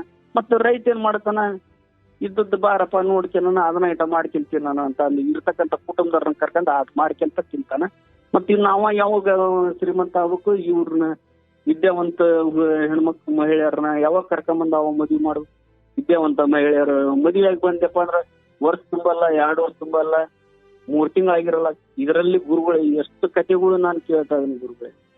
ಆಕಿ ಗಂಡ ಒಲ್ಲೆ ಅಂತ, ನಾನ್ ನೀನೇ ಡ್ರೈವರ್ಸ್ ಕೊಡ್ತೀನಿ, ನೀನು ಡ್ರೈವರ್ಸ್ ಅನ್ನೋದು ಏನ್ ಬಾಳ ಒಂದು ಮನೆ ಆಟಿಕೆ ಸೋಮಾನ ಆದಂಗ ಆಗ್ಬಿಟ್ಟದ ಗುರುಜಿ. ಇವತ್ತು ಬರೇ ಡ್ರೈವರ್ಸ್ ಯಾವುದೇ ಕೇಳಿದ್ರು ಒಂದು ಮನೆಯಲ್ಲಿ ಇವತ್ತು ಸಂಸಾರ ಅಂದಾಗ ಒಂದು 7 ಆಗ್ಬೋದು ಗುರುಜಿ, 7 ಆಗ್ಬೋದು, ಎಲ್ಲದಕ್ಕೂ ಡೈವರ್ಸ್ ಒಂದನ ಕಾರಣನ. ಹಿರಿಯರ್ ಅನ್ನೋರ್ ಹಿರಿಯರಿಗೆ ಗೌರವನ ಇಲ್ದಂಗ ಆಗ್ಬಿಟ್ಟಿದೆ ಗುರುಜಿ. ಹಿರಿಯರಿಗೆ ಗೌರವ ಇಲ್ಲ ಅಂದಾಗ ಯಾ ಹಿರಿಯರಿಗೆ ಹೇಳಕ್ ಹೋಗಲ್ಲ. ಯಾಕ ಹೋಗಪ್ಪ ಅಲ್ಲಿ ಹೋಗಿ ನೀನ್ ನಿಂತು ಕೂಟಾಗ ಅನಿಸ್ಕೊಂಡ್ಬರ್ಬೇಕು, ಹೋಗಪ್ಪ ಆ ಗಣಮನ್ ಕೂಟಾಗ ಅನಿಸ್ಕೊಂಡ್ಬರ್ಬೇಕು, ಯಾರಿಗೆ ಬೇಕಾದ ನಮ್ಮಿನ ಆರ್ತತಿ ಅಂತ ಅವರು ಹಿರಿಯರ ಕೈ ತೊಕೊಂಡ್ ನಿಂತ್ಕೊಂಡ್ಬಿಟ್ರಿ. ಯಾಕಂದ್ರೆ ಭಾವನೆಗಳಿಗೆ ಬೆಲೆ ಇಲ್ಲ, ಭಾವನೆಯಿಂದ ಮಾತಾಡ್ತಾರ ಗುರುಜಿ. ಇವರು ಹಿರಿಯರು ಭಾವನೆಗೆ ಬೆಲೆ ಕೊಡ್ತಾ ಇಲ್ಲ. ಎಲ್ಲದಕ್ಕೂ ಕಾನೂನು. ಹಳ್ಳಿಗೂ ಪೊಲಿಟಿಷಿಯನ್ ಹಾಕ್ಯಂತ ಹೊಂಟ್ಬಿಟ್ಟು ಗುರುಜಿ. ಇಲ್ಲಿ ಏನ್ ಸ್ವಲ್ಪ ಮಾತಾಡಿದ್ರೆ ಹೊಡೆದಾಡಕ್ಕಾರ ಅನ್ನೋದು ಅವ್ರ ಬಂದ್ ಏನಾತಪ್ಪ ಬಂದ್ ಹಂಗಾರ ನಾವ್ ಮುಂಜಾನೆ ಬಂದ್ ಪೊಲೀಸರು ಬರ್ರಿ, ಸ್ಟೇಷನ್ಗೆ ಬರ್ರಿ, ಅವ್ರ ಇದ್ರ ಮ್ಯಾಗ ಆಗಲ್ಲ, ನಾ ಹಂಗಾರ ಕೇಸ್ ಮಾಡ್ದೆ, ನೀವು ಡೈವರ್ಸ್ ಅಲ್ಲಿ ಕೋರ್ಟ್ನಾಗ ಹಾಕ್ಯಾರಿ. ಎಲ್ಲದ ಎಲ್ಲಿ ಹೋಗ್ತು ಗುರುಜಿ? ಭಾರತ ಅನ್ನೋದು ಗ್ರಾಮೀಣ ಪ್ರದೇಶ ಗುರುಜಿ. ಇದು ಅನಾಗರಿಕತೆ ಅಂತ ಸಂಸ್ಕೃತಿ ಅಲ್ಲ ಗುರುಜಿ ನಮ್ದು. ಇವತ್ತು ಅನಾಗರಿಕತೆ ಸಂಸ್ಕೃತಿ ಹೊಂಟ್ಬಿಟ್ಟಿದೀವಿ ನಾವು. ನಾಗರಿಕ ಸಂಸ್ಕೃತಿ ಇದು. ಆಯ್ತು, ಈಗ ನಾನೇನು ಕಂಡುಕೊಂಡಿರೋದಂದ್ರೆ, ನಾವು ದೂಷಿಸ್ತಾ ಹೋದ್ರೆ ನಮ್ಮ ಪ್ರಶ್ನೆಗಳಿಗೆ ಕೊನೆ ಇಲ್ಲ. ಆದರೆ ನಮ್ಮ ಜೀವಿತಾವಧಿಯಲ್ಲಿ ನಮ್ಮ ಕೊಡುಗೆ ಏನು ಕೊಡಬಹುದು ನಾವು ಕೊಡೋಣ. ನಾನು ಇಷ್ಟನ್ನಂತೂ ಕಂಡುಕೊಂಡಿದ್ದೀನಿ. ಹೌದು, ನನಗೆ ಬಹಳ ನೋವಿದೆ ಪರಿಸ್ಥಿತಿಗಳ ಕುರಿತು, ಹದಗೆಡ್ತಿರೋದ್ರ ಕುರಿತು. ಆದರೆ ನನ್ನ ಶಕ್ತಿಯಲ್ಲಿ ನಾನು ಏನು ಕೊಡಬಹುದು? ನನ್ನ ಸನಾತನ ಧರ್ಮದ ಮೌಲ್ಯಗಳನ್ನು ಎತ್ತಿ ಹಿಡಿಬಹುದು. ನನ್ನ ಈ ಭಗವಂತ ಸರಸ್ವತಿ ಕುಳಿತು ನನ್ನಲ್ಲಿ ಮಾತಾಡ್ತಿರೋ ಇದನ್ನು ನನ್ನ ಶಕ್ತಿ ಮೀರಿ ನಾನು ಆ ಜ್ಞಾನವನ್ನು ನಾನು ಇದಕ್ಕೆ ಬಳಸ್ಕೊಳ್ಬೋದು. ನನಗೆ ಗೊತ್ತಿರುವುದನ್ನು ಜಗತ್ತಿಗೆ ಹೇಳಿ ಅವರ ನೆಮ್ಮದಿಗೆ ಕಾರಣರಾಗಲಿಕ್ಕೆ ಇಷ್ಟಪಡ್ತೇನೆ ಹೊರತು, ಯಾರ್ಯಾರೋ ತಮ್ಮ ಕರ್ತವ್ಯಗಳನ್ನು ಮರೆತು ಈ ಸಮಾಜ ಇಲ್ಲಿಗೆ ಬಂದು ನಿಂತಿದೆ. ಹೇಗೆ ಅಧರ್ಮಿಗಳಿಂದ ಈ ಸಮಾಜ ನಾಶವಾಗುತ್ತೋ ಹಾಗೆ ಧರ್ಮ ತಿಳಿದವರ ನಿಷ್ಕ್ರಿಯತೆ ಕೂಡ ಈ ಸಮಾಜಕ್ಕೆ ಮಾರಕ. ಯಾರ್ಯಾರು ಈ ಶಾಲಾ ಕಾಲೇಜುಗಳ ಹಂತದಲ್ಲಿ ಸಂಸ್ಕಾರದ ಬೇರುಗಳನ್ನು ಗಟ್ಟಿಗೊಳಿಸಬೇಕಿತ್ತೋ ಅವರೆಲ್ಲ ಹೋಗಿ ಈಗ ರಾಜಕೀಯದಲ್ಲಿ ಕೂತಿದ್ದಾರೆ. ಕಾವಿಗೂ ಖಾದಿಗೂ ವ್ಯತ್ಯಾಸ ಇಲ್ಲದಿರೋ ಪರಿಸ್ಥಿತಿ ಬಂದಾಗ ಸಮಾಜ ಈ ಸ್ಥಿತಿಯಲ್ಲ, ಇನ್ನೂ ಪಾತಾಳಕ್ಕೆ ಹೋಗುತ್ತೆ. ಆದರೆ ನಾನು ಯಾವುದನ್ನು ದೂಷಿಸೋದಕ್ಕೆ ನಾನಿಲ್ಲಿ ಬಂದಿಲ್ಲ. ನನಗೆ ಕಣ್ಣಿಗೆ ಕಾಣ್ತಾ ಇದೆ, ಆದರೆ ಇಲ್ಲಿಯವರೆಗೂ ನಾನು ಎಲ್ಲೂ ಕೂಡ ಅದನ್ನು ಎತ್ತಾಡಿದ್ರೆ ಈ ಬೆಂಬಲಿಗರು ಇವರು ಬೆಂಬಲಿಗರು ಇವರು, ನನಗನ್ಸುತ್ತೆ ಅವರವ್ರ ಬುಡುಕು ಬಂದಾಗೆಲ್ಲ ಇಲ್ಲಿಗೆ ಬರ್ತಾರೆ. ನಾವು ನಮ್ಮ ಸಂಪರ್ಕಕ್ಕೆ ಯಾರ್ಯಾರು ಬರ್ತಾರೋ, ಯಾಕಂದರೆ ಒಂದೊಂದು ಇಟ್ಟಿಗೆ ಒಂದೊಂದು ಕಲ್ಲಿನಿಂದ ಒಂದು ರಾಮ ಸೇತುವೆ ಎಷ್ಟು ದೊಡ್ಡದಾಯಿತು ಅಂದರೆ ನನ್ನ ಒಂದೊಂದು ಚಿಕ್ಕ ಪ್ರಯತ್ನ, ನಾನೊಬ್ಬರಿಗೆ ಹೇಳೋದು ಅವರೊಬ್ಬರಿಗೆ ಹೇಳೋದು ಆಯಿತು, ಒಂದು ದಿವಸ ಆಗುತ್ತೆ, ದೊಡ್ಡದಾಗುತ್ತೆ. ನಾನು ಈಗ ಹೌದು, ನೀವು ರೈತರಿಗೆ ಹೆಣ್ಣು ಕೊಡದೇ ಇರೋ ಈ ಸ್ಥಿತಿ, ರೈತರ ಮಕ್ಕಳ ಈ ಸ್ಥಿತಿ, ನನ್ನ ಖಂಡಿತ ಅದೆಲ್ಲ ನೋವಿದೆ. ನಾನೀಗ ಅದನ್ನು ಎಷ್ಟು ಪ್ರಶ್ನೆ ಮಾಡಿದ್ರು, ಎಷ್ಟು ಹೇಳ್ತಾ ಹೋದ್ರು ನನ್ನ ಇಡೀ ಪ್ರವಚನ ಪ್ರಶ್ನೆಗಳಿಂದ ಕೂಡಿ ಇರುತ್ತೆ ಹೊರತು ಉತ್ತರ ಇರಲ್ಲ. ಅಲ್ಲಿ ಉತ್ತರ ಇಲ್ಲ. ನಾನೇನು ಮಾಡ್ತೀನಿ, ಅದಕ್ಕೆ ಒಟ್ಟಾರೆಯಾಗಿ ಸಮಗ್ರವಾಗಿ ಜಾತಿ ಧರ್ಮ ಎಲ್ಲವನ್ನ ಮೀರಿ ಒಂದು ಸಮಾಜದ ನೆಮ್ಮದಿ ಆ ಮಕ್ಕಳಲ್ಲಿರುವ ಸಂಸ್ಕಾರದ ಮೇಲೆ, ಯಾಕಂದರೆ ಅವರೇ ಮುಂದಿನ ಪ್ರಜೆಗಳಾಗಿರೋದ್ರಿಂದ ಅವುಗಳಿಗೆ ನೀವು ರೀಲ್ಸಲ್ಲಿ ಕೆಟ್ಟು ತೋರಿಸ್ಕೊಂಡು ಅವ್ರಿಗೆ ನೀವು ಜಾತಿಯನ್ನು ಬಿತ್ತಿ ಇವ್ರಿಂಗೆ ಅವರಿಗೆ ಒಟ್ಟಾರೆ ಎಲ್ಲ ಹಿರಿಯರು, ಪಕ್ಕದ ಮನೆಯ ತಾತ ಕೂಡ ನಿನ್ನ ತಾತನಿಗೆ ಸಮಾನ, ಅವರಿಗೂ ಬಾಗಿ ನಮಸ್ಕಾರ ಮಾಡುವಂಥ, ಪಕ್ಕದ ಮನೆಯ ತಾತನ ಕುರಿತು ಗೌರವ ಬರುವ ಹಾಗೆ ನನ್ನ ಮನೆಯ ಮಕ್ಕಳಿಗೆ ನಾನು ಹೇಳಿಕೊಡದೆ ಹೋದರೆ ಅವರು ನನ್ನ ಮನೆಯ ತಾತನನ್ನು ಎಷ್ಟು ಪ್ರೀತಿಸ್ತಾರೋ ಹೊರಗಡೆ ತಾತನನ್ನು ಅಷ್ಟೇ ದ್ವೇಷಿಸ್ತಾರೆ. ಮತ್ತು ಇಲ್ಲಿ ಕೊಟ್ಟ ತಾತನಿಗೆ ಏನು ಗೌರವ ಕೊಡ್ತಿದ್ದಾನೆ ಮನೆಯಲ್ಲಿರೋ ತಾತನಿಗೆ, ಅಲ್ಲಿ ಹೊರಗಡೆ ಇನ್ಯಾರ್ದೋ ತಾತನಿಗೆ ಬಾಯಿಗೆ ಬಂದಂಗೆ ಮಾತಾಡ್ತಾನೆ. ಮತ್ತು ಇದು ಖಂಡಿತ ಅವನನ್ನು ಒಂದು ದಿವಸ ಅವನನ್ನು ಬೀದಿಗೆ ತರುತ್ತೆ. ನಾನು ಒಂದು ಸಮಗ್ರ ವಿಶ್ವವನ್ನು ಒಂದು ಕುಟುಂಬ ಅಂತ ಅಂದುಕೊಳ್ಳದೆ ಹೋದ್ರೆ ಅದು ಯಾವ ಸನ್ಯಾಸ ಅದು? ನಮ್ಮಲ್ಲಿ ದೋಷಗಳು ಸಾವಿರವೇ, ಬೇರೆಯವ್ರು ಬಂದು ಏನೋ ಹಾಳು ಮಾಡಬೇಕಿಲ್ಲ. ಯಾಕಂದ್ರೆ ಇವತ್ತೆಲ್ಲ ಪ್ರತಿಷ್ಠೆಗೆ ನಿಂತಿದ್ದಾರೆ. ಒಬ್ಬ ಸನ್ಯಾಸಿಗೂ ಒಬ್ಬ ಗುರುವಿಗೂ ಒಬ್ಬ ಮಠ ನಡೆಸೋರ್ಗೂ ಆ ಪ್ರತಿಷ್ಠೆ ಬಂತು ಅಂದರೆ ಲೋಕದಲ್ಲಿ ಅದು ಒಳ್ಳೆ ಸನ್ನೆ ಅಲ್ಲ, ಅಥವಾ ಅದು ಒಳ್ಳೆ ಸೂಚನೆ ಅಲ್ಲ. ಅದು ಆತ ಊರಿಗೂ ಕ್ಯಾಂಪ್ ಹಾಕೊಂಡು ಬುದ್ಧ ತಿರುಗದಂಗೆ ತಿರುಗಬೇಕಿತ್ತು. ಹೌದು ಗುರುಜಿ. ಅದಕ್ಕೆ ತಾನೇ ಅವರಿರುವುದು. ಸಮಾಜ ಅವರಿಗೆ ಅನ್ನ ಕೊಡುತ್ತೆ, ಅವರು ಸಮಾಜಕ್ಕೆ ಜ್ಞಾನ ಕೊಡ್ತಾರೆ. ಅವ್ರು ಅದಕ್ಕೆ ಒಲೆ ಹಚ್ಚಲ್ಲ, ಅವ್ರಿಗೆ ಮಠ ಒಂದು ಕಡೆ ನಿಲ್ಲಲ್ಲ, ಅವ್ರು ಓಡಾಡಬೇಕು. ಊರಿನ ಜನ ಅವರನ್ನು ಸಾಕಬೇಕು, ಅವರು ಊರಿನ ಜನಕ್ಕೆ ಜ್ಞಾನ ಕೊಡಬೇಕು. ಮುಂದಿನ ಊರಲ್ಲಿ ಟೆಂಟ್ ಹಾಕಬೇಕು, ಅಲ್ಲಿ ಟೆಂಟ್ ಹಾಕಬೇಕು, ಅಲ್ಲಿ ಜ್ಞಾನ ಕೊಡಬೇಕು. ಹೀಗೆ ಬದುಕಬೇಕಾದ ಸನ್ಯಾಸಾಶ್ರಮ ಇವತ್ತು ಒಂದು ಕಡೆ ಸಂಸಾರಿಗಳ ಥರ ಇರುವುದರಿಂದ ನೀವು ಏನು ನಿರೀಕ್ಷೆ ಮಾಡ್ತೀರಿ? ಹೌದು ಗುರುಜಿ, ಏನು ನಿರೀಕ್ಷೆ ಮಾಡಕ್ ಚಾತುರ್ಮಾಸ ಅಂದ್ರೆ ಒಂದು ಕಡೆ ಅವರೆಲ್ಲೋ 4 ತಿಂಗಳು, ಒಂದು ಕಡೆ 4 ತಿಂಗಳು ಚಾತುರ್ಮಾಸ, ಅದೇ ದೊಡ್ಡ ಸಾಧನೆ. ಅಂದ್ರೆ ಒಂದು ಕಡೆ ಇರೋದು ಅವಾಗ ಮಾತ್ರ ಅವರು. ಹೌದು ಗುರುಜಿ, ಹೌದು. ಅದಕ್ಕೆ ಕಲಿಯುಗದಲ್ಲಿ ನಿಜವಾದ ಸನ್ಯಾಸಿಗಳು ನಿಮಗೆ ಸಂಸಾರಗಳಲ್ಲಿ ಸಿಗ್ತಾರಂತೆ. ಹೌದು ಗುರುಜಿ. ಹಾಗಾಗಿ ನೀವೆಲ್ಲ ಏನು ಮಾಡಬಹುದು ಅಂದರೆ ಬಿಟ್ಬಿಡೋಣ, ದೂಷಿಸುವುದನ್ನು ಬಿಟ್ಟುಬಿಡೋಣ. ಹೌದು, ಸಮಸ್ಯೆಗಳಿದ್ದಾವೆ, ಅದರ ನಡುವೆನೇ ಬದುಕ್ತಿದ್ದೀವಿ. ಆದರೆ ನಾವು ಅಳಿಲು ಸೇವೆ, ಹೇಗೆ ರಾಮ ಸೇತುವೆಯ ಇತಿಹಾಸದಲ್ಲಿ ಅಳಿಲಿನ ಸೇವೆಯೂ ಒಂದು ಹೆಸರಾಂತವಾಗಿ ಉಳ್ಕೊಂಡ್ಬಿಡುತ್ತಲ್ಲ, ಹಾಗೆ ನಮ್ಮ ಪ್ರಯತ್ನ ನಾವು ಮಾಡಬೇಕು. ಈಗ ನೋಡಿ, ನಾನು ಕಾರ್ಯಕ್ರಮ ಮಾಡಬೇಕಾದ್ರೆ ಅಥವಾ ಆಶ್ರಮ ಕೌನ್ಸಿಲಿಂಗ್ ಅಥವಾ ಹೊರಗಡೆ ಎಲ್ಲೋ ಶಾಲಾ ಕಾಲೇಜುಗಳು ನನ್ನ ಸಂಪರ್ಕಕ್ಕೆ ಯಾರು ಬರ್ತಾರೋ ಅವ್ರು 100 ಜನನೋ 50,000 ಜನನೋ ನನಗೆ ಒಳ್ಳೇದು ಹೇಳೋದಷ್ಟೇ ಗೊತ್ತು. ಇನ್ಯಾರನ್ನೂ ನಾನು ಇಲ್ಲಿ ಬೈಯೋದ್ರಿಂದ ಏನೂ ಪ್ರಯೋಜನ ಇಲ್ಲ.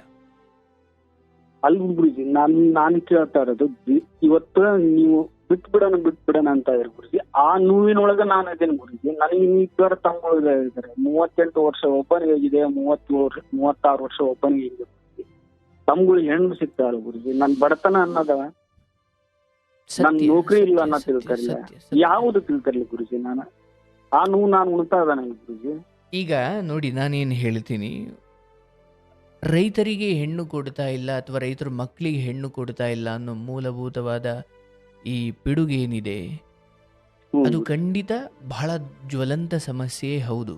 ಆದರೆ ಇದರ ಎಳೆ ನಮ್ಮ ಕಣ್ಣು ಮುಂದೆ ಕಾಣ್ತಿದೆಯಲ್ಲ, ಅದು ಇಲ್ಲೇ ಇಲ್ಲ. ಅದರ ಬೇರು ಎಲ್ಲಿದೆ ಅಂದರೆ, ಲೋಕದ ಒಂದು ನಿಯಮ, ಯಾರ ಬಳಿ ಏನೂ ಇಲ್ಲವೋ ಅಥವಾ ಯಾರ ಬಳಿ ಹೋದರೆ ಚೆನ್ನಾಗಿರ್ಲಿಕ್ಕೆ ಸಾಧ್ಯ ಇಲ್ಲ ನನ್ನ ಮಗಳು ಅನ್ನೋ ಭಾವನೆ ಬರ್ಲಿಕ್ಕೆ ಕಾರಣ ಏನು? ಯಾಕೋ ರೈತ ನಂಗೆ ಬೆಳೆಯಕ್ಕೆ ಬಿಟ್ಟಿಲ್ಲ ಅಂತ. ಅದು ಯಾರು ಅಂದರೆ, ಒಂದಿಡೀ ರೈತಾಪಿ ವರ್ಗವೇ ಎದ್ದು ನಿಂತು ಒಂದು ಸರ್ಕಾರವನ್ನು ಚೇಂಜ್ ಮಾಡೋ ಶಕ್ತಿ ಇದೆ ಅನ್ನೋದಾದ್ರೆ ಅವ್ರು ಯಾಕೆ ಒಗ್ಗಟ್ಟಾಗಲ್ಲ? ಮತ್ತೆ ಆಗ್ತಾ ಇಲ್ಲ ಗುರುಜಿ. ಅದನ್ನೇ ಹೇಳ್ತೀನಿ, ಸಮಸ್ಯೆ ಅವರಲ್ಲೇ ಇದೆ. ಅವರು ಒಂದೊಂದು ಪಾರ್ಟಿ ಪಕ್ಷಕ್ಕೆ ಹಂಚಿ ಹೋಗ್ಬಿಟ್ಟಿದ್ದಾರೆ. ಅವರು ಒಂದಿಡೀ ರೈತ ಸಮೂಹಕ್ಕೆ, ರೈತರ ಮಕ್ಕಳಿಗೆ, ಭವಿಷ್ಯಕ್ಕೆ ಆಗ್ತಾ ಇರೋ ಸಮಸ್ಯೆಗಳೇನು?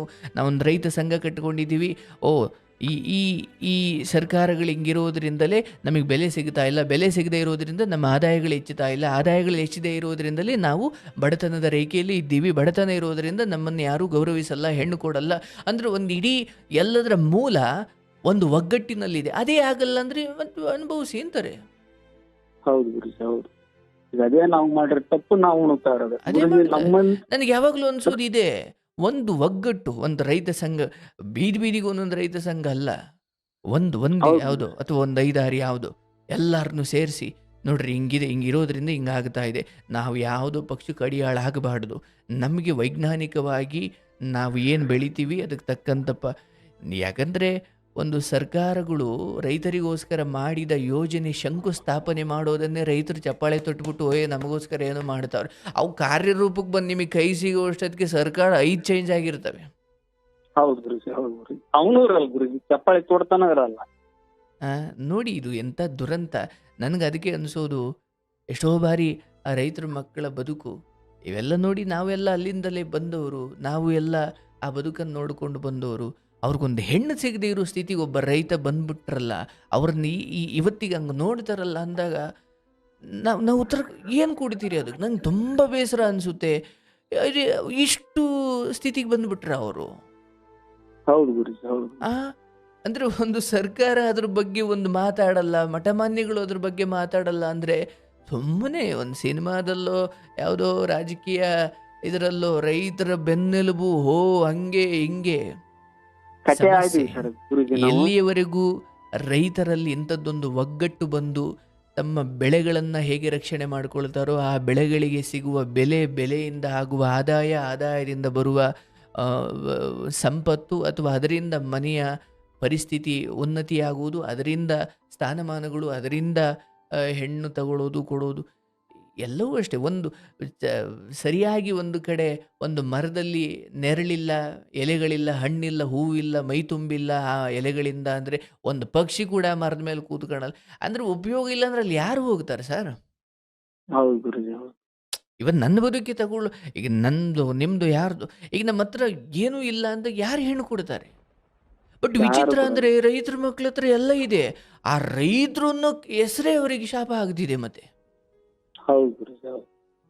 ಏನು ಅವ್ರ ಹತ್ರ ಟ್ಯಾಕ್ಟ್ರಿ ಇದೆ, 10 ಎಕರೆ ಹೊಲಗಳಿದ್ದಾವೆ ಅವರಿಗೆ, ಏನು ಸುತ್ತಮುತ್ತ ಹಳ್ಳಿಗಳಲ್ಲಿ ಬೆಂಗಳೂರು ಥರ ಸಂಜೆ ಆದರೆ ಕದ ಹಾಕೊಂಡು ಯಾರು ಕೂಗಾಡು ಕೊಲೆ ಆದರೂ ಯಾರು ಆಚೆಗೆ ಬರಲ್ಲ ಅನ್ನಂಗೆ ಏನಿಲ್ಲ.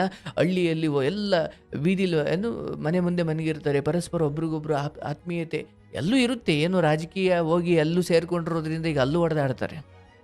ಹೌದು ಬಟ್ ಗುರುಜಿ, ಹೌದು. ರೈತರಲ್ಲಿ ಒಂದು ಹೊಲ, ಮನೆ, ತೋಟ.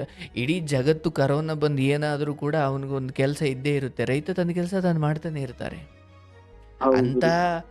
ಮಹಾನ್ ಆತ್ಮಗಳಿಗೆ ಇದು ಹೇಳ್ತೀವಲ್ಲ, ಅಂಥ ಒಬ್ಬ ಈ ರಾಜಕೀಯ ಇಚ್ಛಾಶಕ್ತಿ ಇರೋರು ಬರಬೇಕು. ಸುಮ್ಮನೆ ಹೌದು. ಎಲೆಕ್ಷನ್ನಲ್ಲಿ ಒಂದು 20 ಕೋಟಿ ಖರ್ಚು ಮಾಡಿ ಮುಂದಿನ 5 ವರ್ಷ ಆ 20 ಕೋಟಿ ಜೊತೆ ಇನ್ನು 20 ಕೋಟಿ ರಿಕವರ್ ಮಾಡ್ಕೊಳ್ಳೋದ್ರಲ್ಲೇ ಕಳೆಯೋ ರಾಜಕಾರಣಿ ಇಚ್ಛಾಶಕ್ತಿಯಿಂದ ಇವೆಲ್ಲ ಆಗಲ್ಲ. ಹೌದು ಗುರುಜಿ. ಸೊ ಹಾಗಾಗಿ ಇಡೀ ವ್ಯವಸ್ಥೆ ರಾಜಕಾರಣಿಯ ಆ ಭ್ರಷ್ಟತನಕ್ಕೆ ಬೆಂಬಲವಾಗಿ ನಿಂತಿರಬೇಕಾದ್ರೆ ಬದಲಾವಣೆ ಹೌದು. ಸದ್ಯಕ್ಕೆ ಅಸಾಧ್ಯ.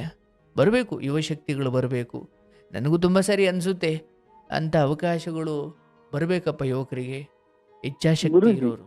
ಗುರುಜಿ, ಗುರುಜಿ, ಈ ಕೃಷ್ಣ ಭಗವದ್ಗೀತೆ ಒಳಗ ಒಂದು ಹ್ಮ್. ಮಾತು ಹೇಳಿದ್ನಿ ಗುರುಜಿ, ಹೌದಾ? ಯಾವ ಈ ಇದಕ್ಕ ಯಾವಾಗಾದ್ರೂ ಕುತ್ತ ಬಂದಾಗ ನಾನು ಉದ್ಭವಿಸಿ ಬರ್ತಾನೆ ಅಂತ ಒಂದು ಮಾತು ಹೇಳಿದ ಕೃಷ್ಣ ಪರಮಾತ್ಮ. ಹೌದು, ಹೌದು. ಬರ್ತಾನ ಗುರುಜಿ? ನೋಡಿ ನೀವೆಷ್ಟು ಚೆನ್ನಾಗಿ ಅದನ್ನ ಕಂಡುಕೊಂಡ್ರಿ. ಸಂಭವಾಮಿ ಯುಗೆ ಯುಗೆ. ಹೌದು ಗುರುಜಿ. ಯಾವಾಗೆಲ್ಲ ಧರ್ಮ ಕ್ಷೀಣವಾಗಿ ಹ್ಞೂ ಅಧರ್ಮ ಮೇಲುಗೈ ಸಾಧಿಸುತ್ತೋ ಹ್ಞೂ ನೋಡಿ, ಗುರುಜಿ. ನಮ್ಮಲ್ಲಿ 10 ಅವತಾರಗಳಾಗಿರೋದನ್ನ ಅಂತಹ ದುಸ್ಥಿತಿಗಳಲ್ಲೇ ಆಗಿದ್ದಾವೆ ಅಂತ ನಮ್ಮಲ್ಲಿ ಹೇಳ್ತಾರೆ. ಹೌದು ಗುರುಜಿ. ಅಂತ ಅಧರ್ಮ ಮೇಲುಗೈ ಸಾಧಿಸಿ ಅಧರ್ಮಿಗಳು ರಕ್ಕಸ ತಾಂಡವವನ್ನು ಆಡ್ತಿರೋ ಸಮಯದಲ್ಲಿ ಸಾಧು ಸಜ್ಜನರಿಗೆ ನೆಲೆ ಇಲ್ಲ ಅನ್ನೋ ಸ್ಥಿತಿ ಬಂದಾಗ ಆಗುತ್ತೆ ಅಂತ. ಅಂದರೆ ಅವತಾರಗಳ ಮೂಲ ಸ್ವರೂಪ ಏನಂದ್ರೆ ಧರ್ಮ ಅಧರ್ಮಗಳ ಜಗಳ ಈ ಲೋಕದಲ್ಲಿ ಸದಾ ಇದ್ದೇ ಇರುತ್ತೆ. ನೀವು 10 ಅವತಾರಗಳನ್ನು ನೋಡಿ ಕೂಡ ಈ ಅಧರ್ಮವನ್ನು ಸಂಪೂರ್ಣ ನಾಶ ಮಾಡೋದು ದೇವರ ಇಚ್ಛೆ ಅಲ್ವೇ ಅಲ್ಲ. ಅಧರ್ಮ ಇಲ್ಲದೆ ಹೋದ್ರೆ ಈ ನಾಟಕ ರುಚಿಯಾಗಿರಲ್ಲ ಅಂತ ಅವನಿಗೂ ಗೊತ್ತು. ಗೊತ್ತು ಗುರುಜಿ, ಗೊತ್ತು ಗೊತ್ತು. ಅಂದ್ರೆ ಬ್ಯಾಲೆನ್ಸ್ ಮಾಡ್ಲಿಕ್ಕೆ ಬರ್ತಾನೆ ಹೊರತು ಸಂಪೂರ್ಣ ನಾಶ ಮಾಡ್ಲಿಕ್ಕೆ ಬರಲ್ಲ ಅಂತ. ಹ್ಞೂ ಗುರುಜಿ, ಹ್ಞೂ. ಇಲ್ಲಿವರೆಗೂ 10 ಅವತಾರ ಬಂದು ಹೋಗಿದ್ದಾವೆ, ಮತ್ತೆ ಅಧರ್ಮ ಇನ್ನೂ ಹಾಗೆ ಇದೆಯಲ್ಲ. ಹ್ಞೂ ಗುರುಜಿ. ಭಗವಂತನ ಅವತಾರವಾಗುವುದು ಶಾಶ್ವತವಾಗಿ ನಿರ್ನಾಮ ಮಾಡುವುದಲ್ಲ, ಧರ್ಮಕ್ಕೆ ಹೌದು. ಶಕ್ತಿ ಹೆಚ್ಚಿಸಿ ಅಧರ್ಮ ಧರ್ಮ ಇವೆರಡು ಬ್ಯಾಲೆನ್ಸ್ ಮಾಡ್ಲಿಕ್ಕೆ ಬರ್ತಾನಷ್ಟೆ. ಈಗ ದೇಹದಲ್ಲಿ ಅಗ್ನಿ ಅಂಶ ಜಲ ಅಂಶ ಎರಡು ಬ್ಯಾಲೆನ್ಸ್ ಇರಬೇಕು. ಹೌದು ಗುರುಜಿ. ಬರೀ ಅಗ್ನಿ ಆದ್ರೆ ಆಸಿಡಿಟಿ ಬಂದು ಒಯ್ತೀರಾ, ಸುಟ್ಟು ಹೋಗ್ತಾವೆ ಗುರುಜಿ. ಜಲ ಆದ್ರೂ ಮಿತಿ ಎಲ್ಲ ಮುಳುಗಿ ಬ್ಯಾಲೆನ್ಸ್ ಇರಬೇಕಲ್ಲ. ಮುಳುಗಿ ಹೋಗ್ತಾವೆ ಗುರುಜಿ. ಸೊ ಭಗವಂತನ ಅವತಾರ ಆದರೂ ಕೂಡ ಕೆಟ್ಟದ್ದು ಯಾವಾಗಲೂ ಇರುತ್ತೆ, ಬಟ್ ಒಳ್ಳೆಯದಕ್ಕಿಂತ ಹೆಚ್ಚಿರಲ್ಲ. ಸಮ ಸಮ ಈಗ ಮಾಡಿ ಅದು ಹೊಂಟೋಗ್ತಾನ ಅವನು. ಸೊ ಭಗವಂತನ ಅವತಾರವಾಗುತ್ತಾ ನೇರವಾಗಿ ನಾಲ್ಕು ಕೈಯು ಅಷ್ಟು ದೈತ್ಯನಾದ ದೇವರು ಬರ್ತಾನ? ಇಲ್ಲ, ವಿಷಯ ಹಂಗಲ್ಲ. ಏನಂದ್ರೆ ಹ್ಞೂ ನಮ್ಮಲ್ಲೇ ಕೆಲವೊಮ್ಮೆ ಕ್ರಾಂತಿ ಪುರುಷರು ಹುಟ್ಟುಕೊಳ್ತಾರೆ. ಹ್ಞೂ ಗುರುಜಿ. ಈಗ ನೀವು ನನಗೆ ಯಾವಾಗಲೂ ಅನಿಸೋದು, ಮಹನೀಯರು ಮೋದಿಯವರನ್ನು ಕಂಡಾಗ ನನಗಂಗೆ ಅನಿಸುತ್ತೆ, ಓಕೆ, ಅವತಾರಗಳು ಅಂದರೆ ಸ್ವಯಂ ಒಬ್ಬ ಮಹಾಪುರುಷನ ರೂಪದಲ್ಲಿ ಬರ್ತಾವೆ. ಗುರುಜಿ, ಆ ಕ್ರೆಡಿಟ್ ನಿಮಗೆ ಕೊಡ್ಬೋದಾ ನಾನು? ಅಯ್ಯೋಯ್ಯೋಯ್ಯೋ, ಅದೆಲ್ಲ ಇಲ್ಲ. ನಾನು ನೋಡಿ, ನೀವು ಅದೇ ಹಂಗೆಲ್ಲ ಯಾಕಂದ್ರೆ ಗುರುಜಿ, ಸಮಾಜ ಇದನ್ನ ಕೇಳ್ಬೇಕು. ಇದನ್ನ ಕೇಳಿದಾಗ ಏನಾದ್ರೂ ಪರಿವರ್ತನೆ ಆಗ್ತದೆ. ಯಾಕಂದ್ರೆ ಮಾನವ ಜೀವಿ ಸಂಘ ಜೀವಿ ಆಗಿರೋದ್ರಿಂದ ಗುರುಜಿ, ನಾವು ಈ ಭೂಮಿಯ ತ್ಯಜಿಸಿ ಹೋಗುವ ತನಕನೂ ಸಂಘ ಜೀವಿ ಗುರುಜಿ. ನಾವು ಸ್ವಯಂ ಆಗಿ ನಾನು ಬಂದಿದ್ದೀನಪ್ಪ, ನಾನು ಒಬ್ಬನೇ ಇರ್ತೇನೆಪ್ಪ, ನಾನು ಒಬ್ಬನೇ ಹೋಗ್ತೇನೆಪ್ಪ ಅನ್ನಕ್ ಆಗಲ್ಲ ಗುರುಜಿ. ದೇಹದಿಂದ ಪ್ರಾಣ ಹೋದ್ರ ಸಮೇತ ನನ್ನನ್ನ ಒಂದು ಮಣ್ಣಿನಲ್ಲಿ ಮಣ್ಣು ಮಾಡಕ್ಕ ಆದ್ರೆ 4 ಜನ ಬೇಕೇ ಬೇಕು ಗುರುಜಿ. ಅದಕ್ಕೋಸ್ಕರವಾಗಿ ನಾನು ಸಂಘ ಜೀವಿ ಅಂದ್ಕೊಂಡಿದ್ದೀನಿ. ಒಪ್ಪದು ಗುರುಜಿ, ನೀವ್ ಹೇಳಿದ ಪ್ರಕಾರನು ಒಪ್ತೇನೆ ನಾನು. ಒಬ್ಬನೇ ಹುಟ್ಟು ಒಬ್ಬನೇ ಸಾವು ಅಂತಂದ. ಆದ್ರೆ ಇರೋದನ್ನ 3 ದಿನದೊಳಗ 1 ದಿನ ಏನಿದೆಯಲ್ಲ, ಒಂದು ಹುಟ್ಟು ಒಂದು ಸಾವು ಎರಡಾದ್ರೆ 3ನೇದು ಅನ್ನೋದು ಒಂದು ಜೀವ ಇರೋ ತನಕನೂ ಐತಲ್ಲ ಗುರುಜಿ, ಅದು ಸಂಘ ಜೀವಿ. ಹೌದು ಹೌದು, ಖಂಡಿತ ಖಂಡಿತ. ನಾನು ಹೇಳೋದು ಅಂತರಂಗದಲ್ಲಿ ನೀವು ಒಂಟಿ ಅಥವಾ ಒಬ್ಬರೇ ಹೋಗುವುದನ್ನು ಅರಿವಿಟ್ಕೊಳ್ಳಿ ಅನ್ನೋದು, ಅದರ ಅರ್ಥ ಎಲ್ಲರಿಂದ ದೂರ ಇರಿ ಅಂತ ಅಲ್ಲ. ಎಲ್ಲರೊಂದಿಗೂ ಬದುಕಿ, ಆದರೆ ಒಬ್ಬರೇ ಬಂದಿದ್ದೀರಿ ಒಬ್ಬರೇ ಹೋಗುತ್ತೀರಿ ಅಂದರೆ ನಿರೀಕ್ಷೆಗಳನ್ನು ಕಡಿಮೆ ಮಾಡ್ಕೊಳ್ಳಿ ಅಷ್ಟೇ. ನೀವೊಬ್ಬರಿಗೆ ಪ್ರೀತಿಯನ್ನು ನೀಡಬಹುದು, ಅದು ನಿಮ್ಮ ಕೈಲಿದೆ. ಬಟ್ ಅವ್ರು ನೀಡಬೇಕಾ, ಅದು ನಿಮ್ಮ ಕೈಲಿಲ್ಲ. ಹಾಗಾಗಿ ನೀವು ಎಲ್ಲರೊಂದಿಗೂ ಇರಿ, ಸಂಭ್ರಮದಿಂದ ಇರಿ, ಖುಷಿಯಿಂದ ಇರಿ. ತಕ್ಷಣ ಅವನು ನಿಮ್ಮನ್ನು ಬಿಟ್ಟು ಹೋದ್ನ ಅದನ್ನ ಡೈಜೆಸ್ಟ್ ಮಾಡ್ಕೊಳ್ಳೋ ಅರಿವನ್ನು ಇಟ್ಕೊಳ್ಳಿ ಅಂತ. ತುಂಬಾ ಸರಿ, ಯಾಕಂದ್ರೆ ಹಾಗೆ ಬೆರೆಯುವಿಕೆಯನ್ನೇ ಸತ್ಯ ಅಂದ್ಕೊಳ್ತಾರೆ, ಮತ್ತು ಅದು ಹಾಗೆ ಇರುತ್ತೆ ಅಂದ್ಕೊಳ್ತಾರೆ.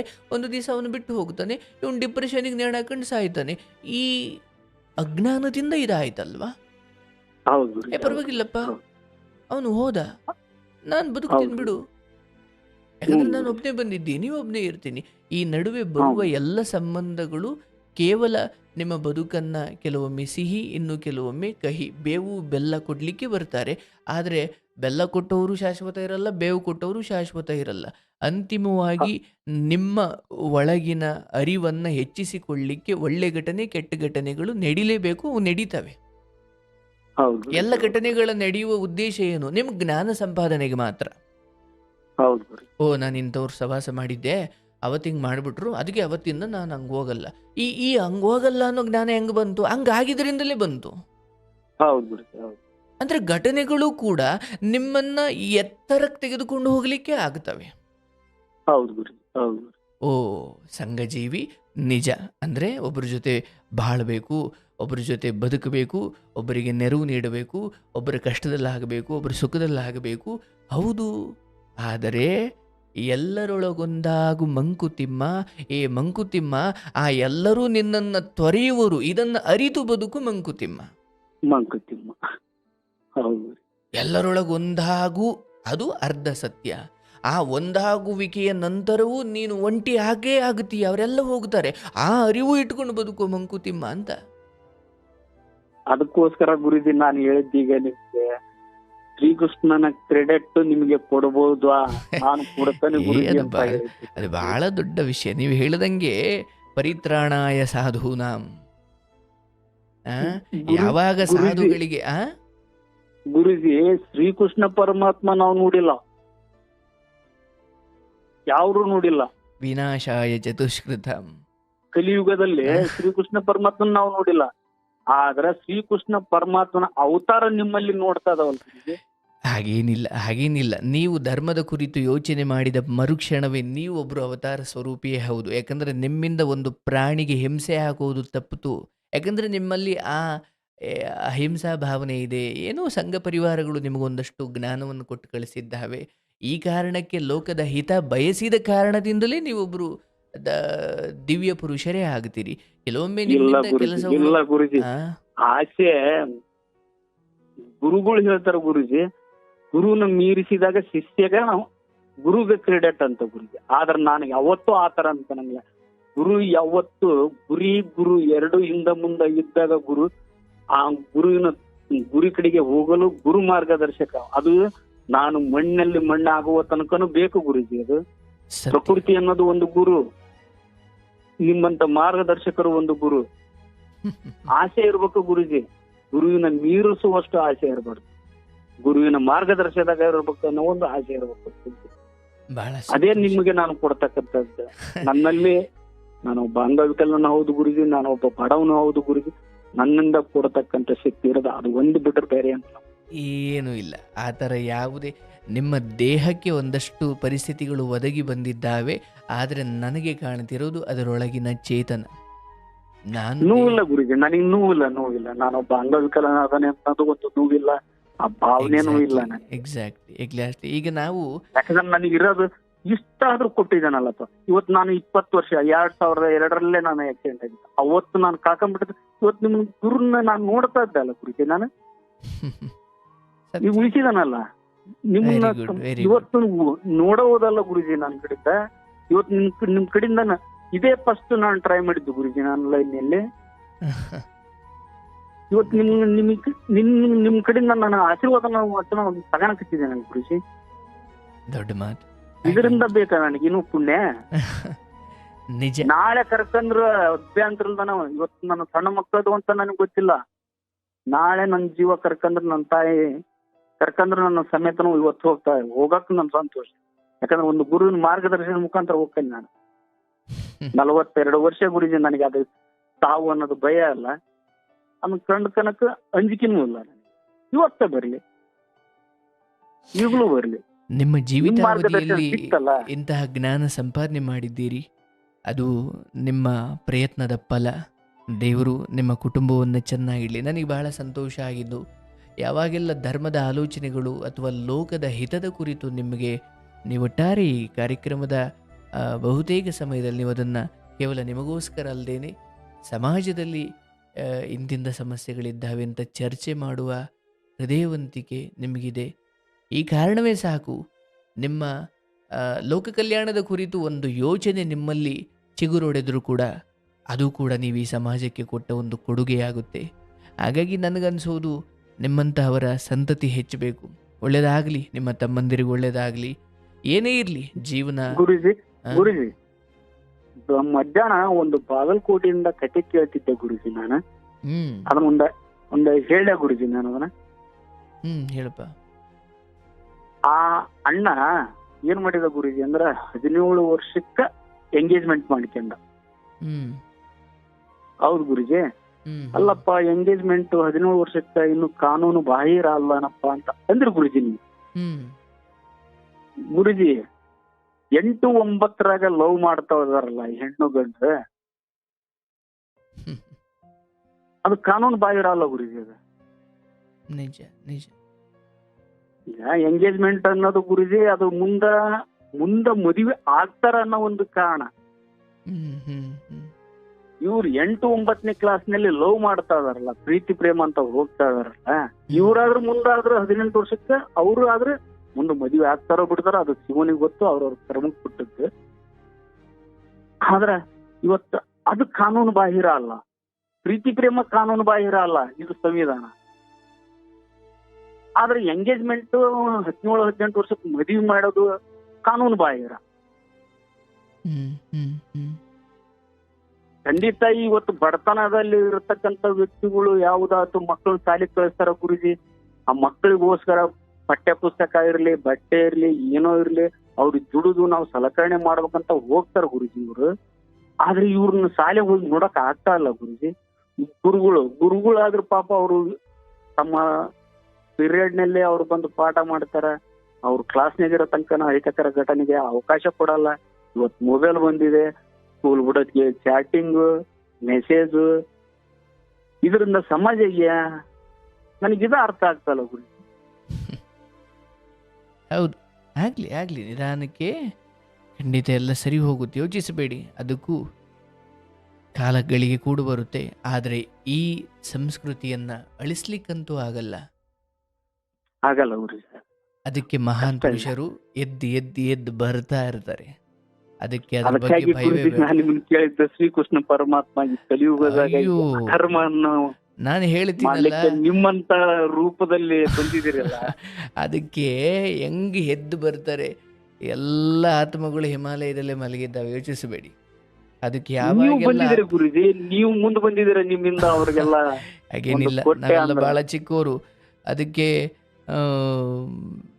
ಸನ್ಯಾಸಿ ಅಥವಾ ಅದಕ್ಕೆ ದೀಕ್ಷೆ ತಗೊಂಡಷ್ಟು ಸ್ವಾಮೀಜಿಗಳಿದ್ದಾರೆ. ನಾನು ಅಂದ್ಕೊಳ್ಳೋದು ನೋಡಿ, ನಾವೆಲ್ಲ ಏನೂ ಅಲ್ಲ, ಆದರೆ ಅವರು ಮನಸ್ಸು ಮಾಡಿದ್ರೆ ಇನ್ನು ಪರಿವರ್ತನೆ ಮಾಡ್ಬೋದು. ಬಟ್ ನಾವು ಗುರುಜಿ ಸುಮ್ಮನೆ ಕೂತ್ಕೊಳ್ಳೋಕೆ ತಯಾರಿಲ್ಲ. ನಮ್ಮ ಕೈಲಾದ್ದು ಏನು ಮಾಡ್ಬೋದು ಮುಂದೆ ನಾನು ಅದೇ ಪ್ರಯತ್ನ ಖಂಡಿತ ನನ್ನ ಜೀವಿತಾವಧಿಯವರು ಇರೋವರೆಗೂ ನಾನು ಮಾಡ್ತೀನಿ. ನನ್ನ ಈ ಸಂಸ್ಕಾರ ಸಂಸ್ಕೃತಿ ಸನಾತನವಾದ ವಿಚಾರಗಳು ಅಳಿಸಿ ಹೋಗಲಿಕ್ಕೆ ಬಿಡಲ್ಲ. ಆ ಶಕ್ತಿಗಳು ಒಮ್ಮಿಂದೊಮ್ಮೆಲೆ ಎದ್ದು ಬರ್ತಾ ಇರ್ತವೆ, ಅದ್ರ ಬಗ್ಗೆ ಯಾವುದೇ ಭಯ ಬೇಡ. ಬಟ್ ಹೇಗೆ ಆ, ಮೋಡ ಕವಿದ ವಾತಾವರಣ ಕತ್ತಲು ಎಲ್ಲೂ ಬೆಳಕು ಕಾಣ್ತಿಲ್ಲ ಅಂದಾಗ ಮತ್ತೆ ಸೂರ್ಯ ಹುಟ್ಟಿ ಬರ್ತಾನೆ, ಅಥವಾ ಮತ್ತೆ ಬೆಳಗಾಗುತ್ತೆ, ಮತ್ತೆ ಆ ಭರವಸೆ, ಆ ಸನಾತನವಾದ ಸಂಸ್ಕೃತಿ ವೈಭೋಗ ಮರುಕಳಿಸುತ್ತೆ.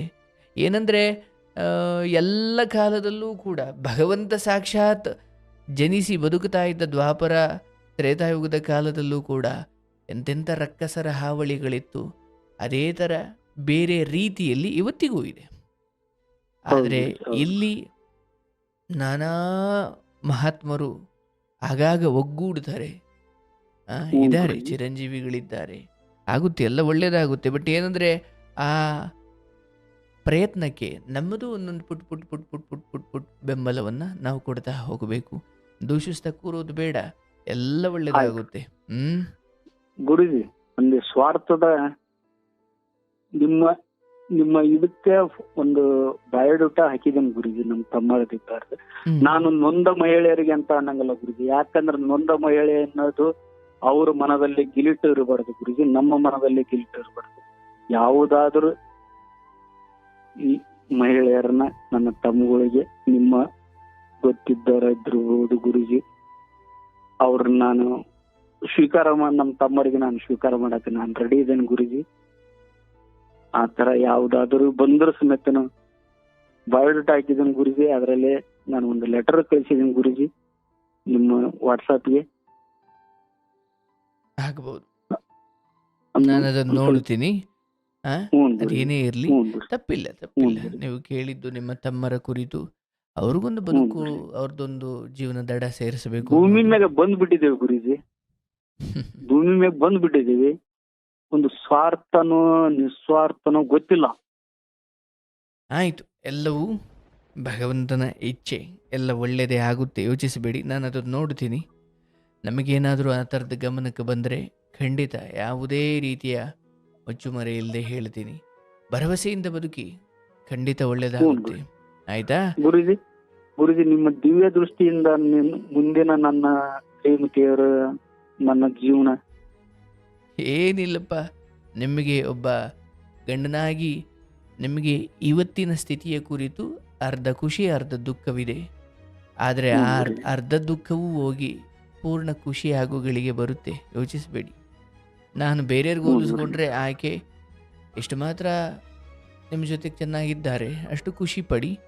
ಬಟ್ ಹ್ಞೂ ಉಳಿದಂತೆ ಗುರುಜಿ. ಒಳ್ಳೆ ರೀತಿಯ ಬೆಳವಣಿಗೆ ಆಗುತ್ತೆ. ಬಟ್ ನೀವು ಹತ್ರ ಪಡಬೇಡಿ. ಆಯ್ತು ಗುರುಜಿ, ಆಯ್ತು. ಅವ್ರನ್ನ ಖುಷಿಯಾಗಿ ಕಾಣಿ, ಸಂತೋಷವಾಗಿ ಕಾಣಿ. ಅವ್ರದ್ದೇ ಹ್ಞೂ ಗುರುಜಿ, ದಾರಿಯಲ್ಲಿ ಹೋಗಿ ನೀವು ನಿಮ್ಮ ಕೆಲಸ ಮಾಡ್ಕೊಳ್ಬೇಕು.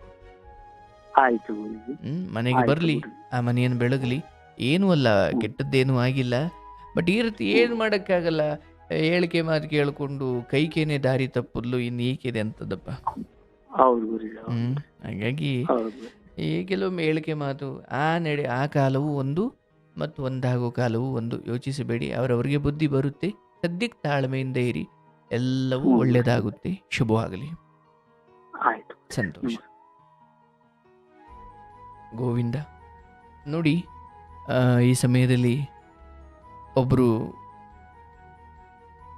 ವಿಶೇಷ ಚೇತನರು, ಪಾಪ ಕಾಲು ಆಕ್ಸಿಡೆಂಟಲ್ಲಿ ಕಾಲು ಕಟ್ಟಾಗ್ಬಿಟ್ಟಿದೆ.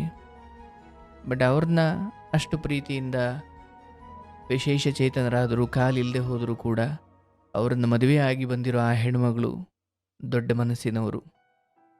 ಅವರ ಆ ಗುಣಕ್ಕೆ ನಾನು ತಲೆಬಾಗಿ ನಮಸ್ಕಾರ ಮಾಡ್ತೀನಿ. ಬಟ್ ಇವತ್ತು ಯಾಕೋ ಸ್ವಲ್ಪ ಬಿಟ್ಟು ಹೋಗಿದ್ದಾರೆ. ಇರಲಿ, ಒಳ್ಳೆಯದಾಗಲಿ. ಕೆಟ್ಟ ಗಳಿಗೆಗಳು ದೂರವಾಗಿ ಒಳ್ಳೆಯದಾಗಲಿ. ಅವ್ರ ಮನೆಗೆ ಒಳ್ಳೆಯದಾಗಲಿ, ಅವ್ರ ತಮ್ಮಂದಿರಿಗೆ ಒಳ್ಳೆಯದಾಗಲಿ. ಶುಭವಾಗಲಿ.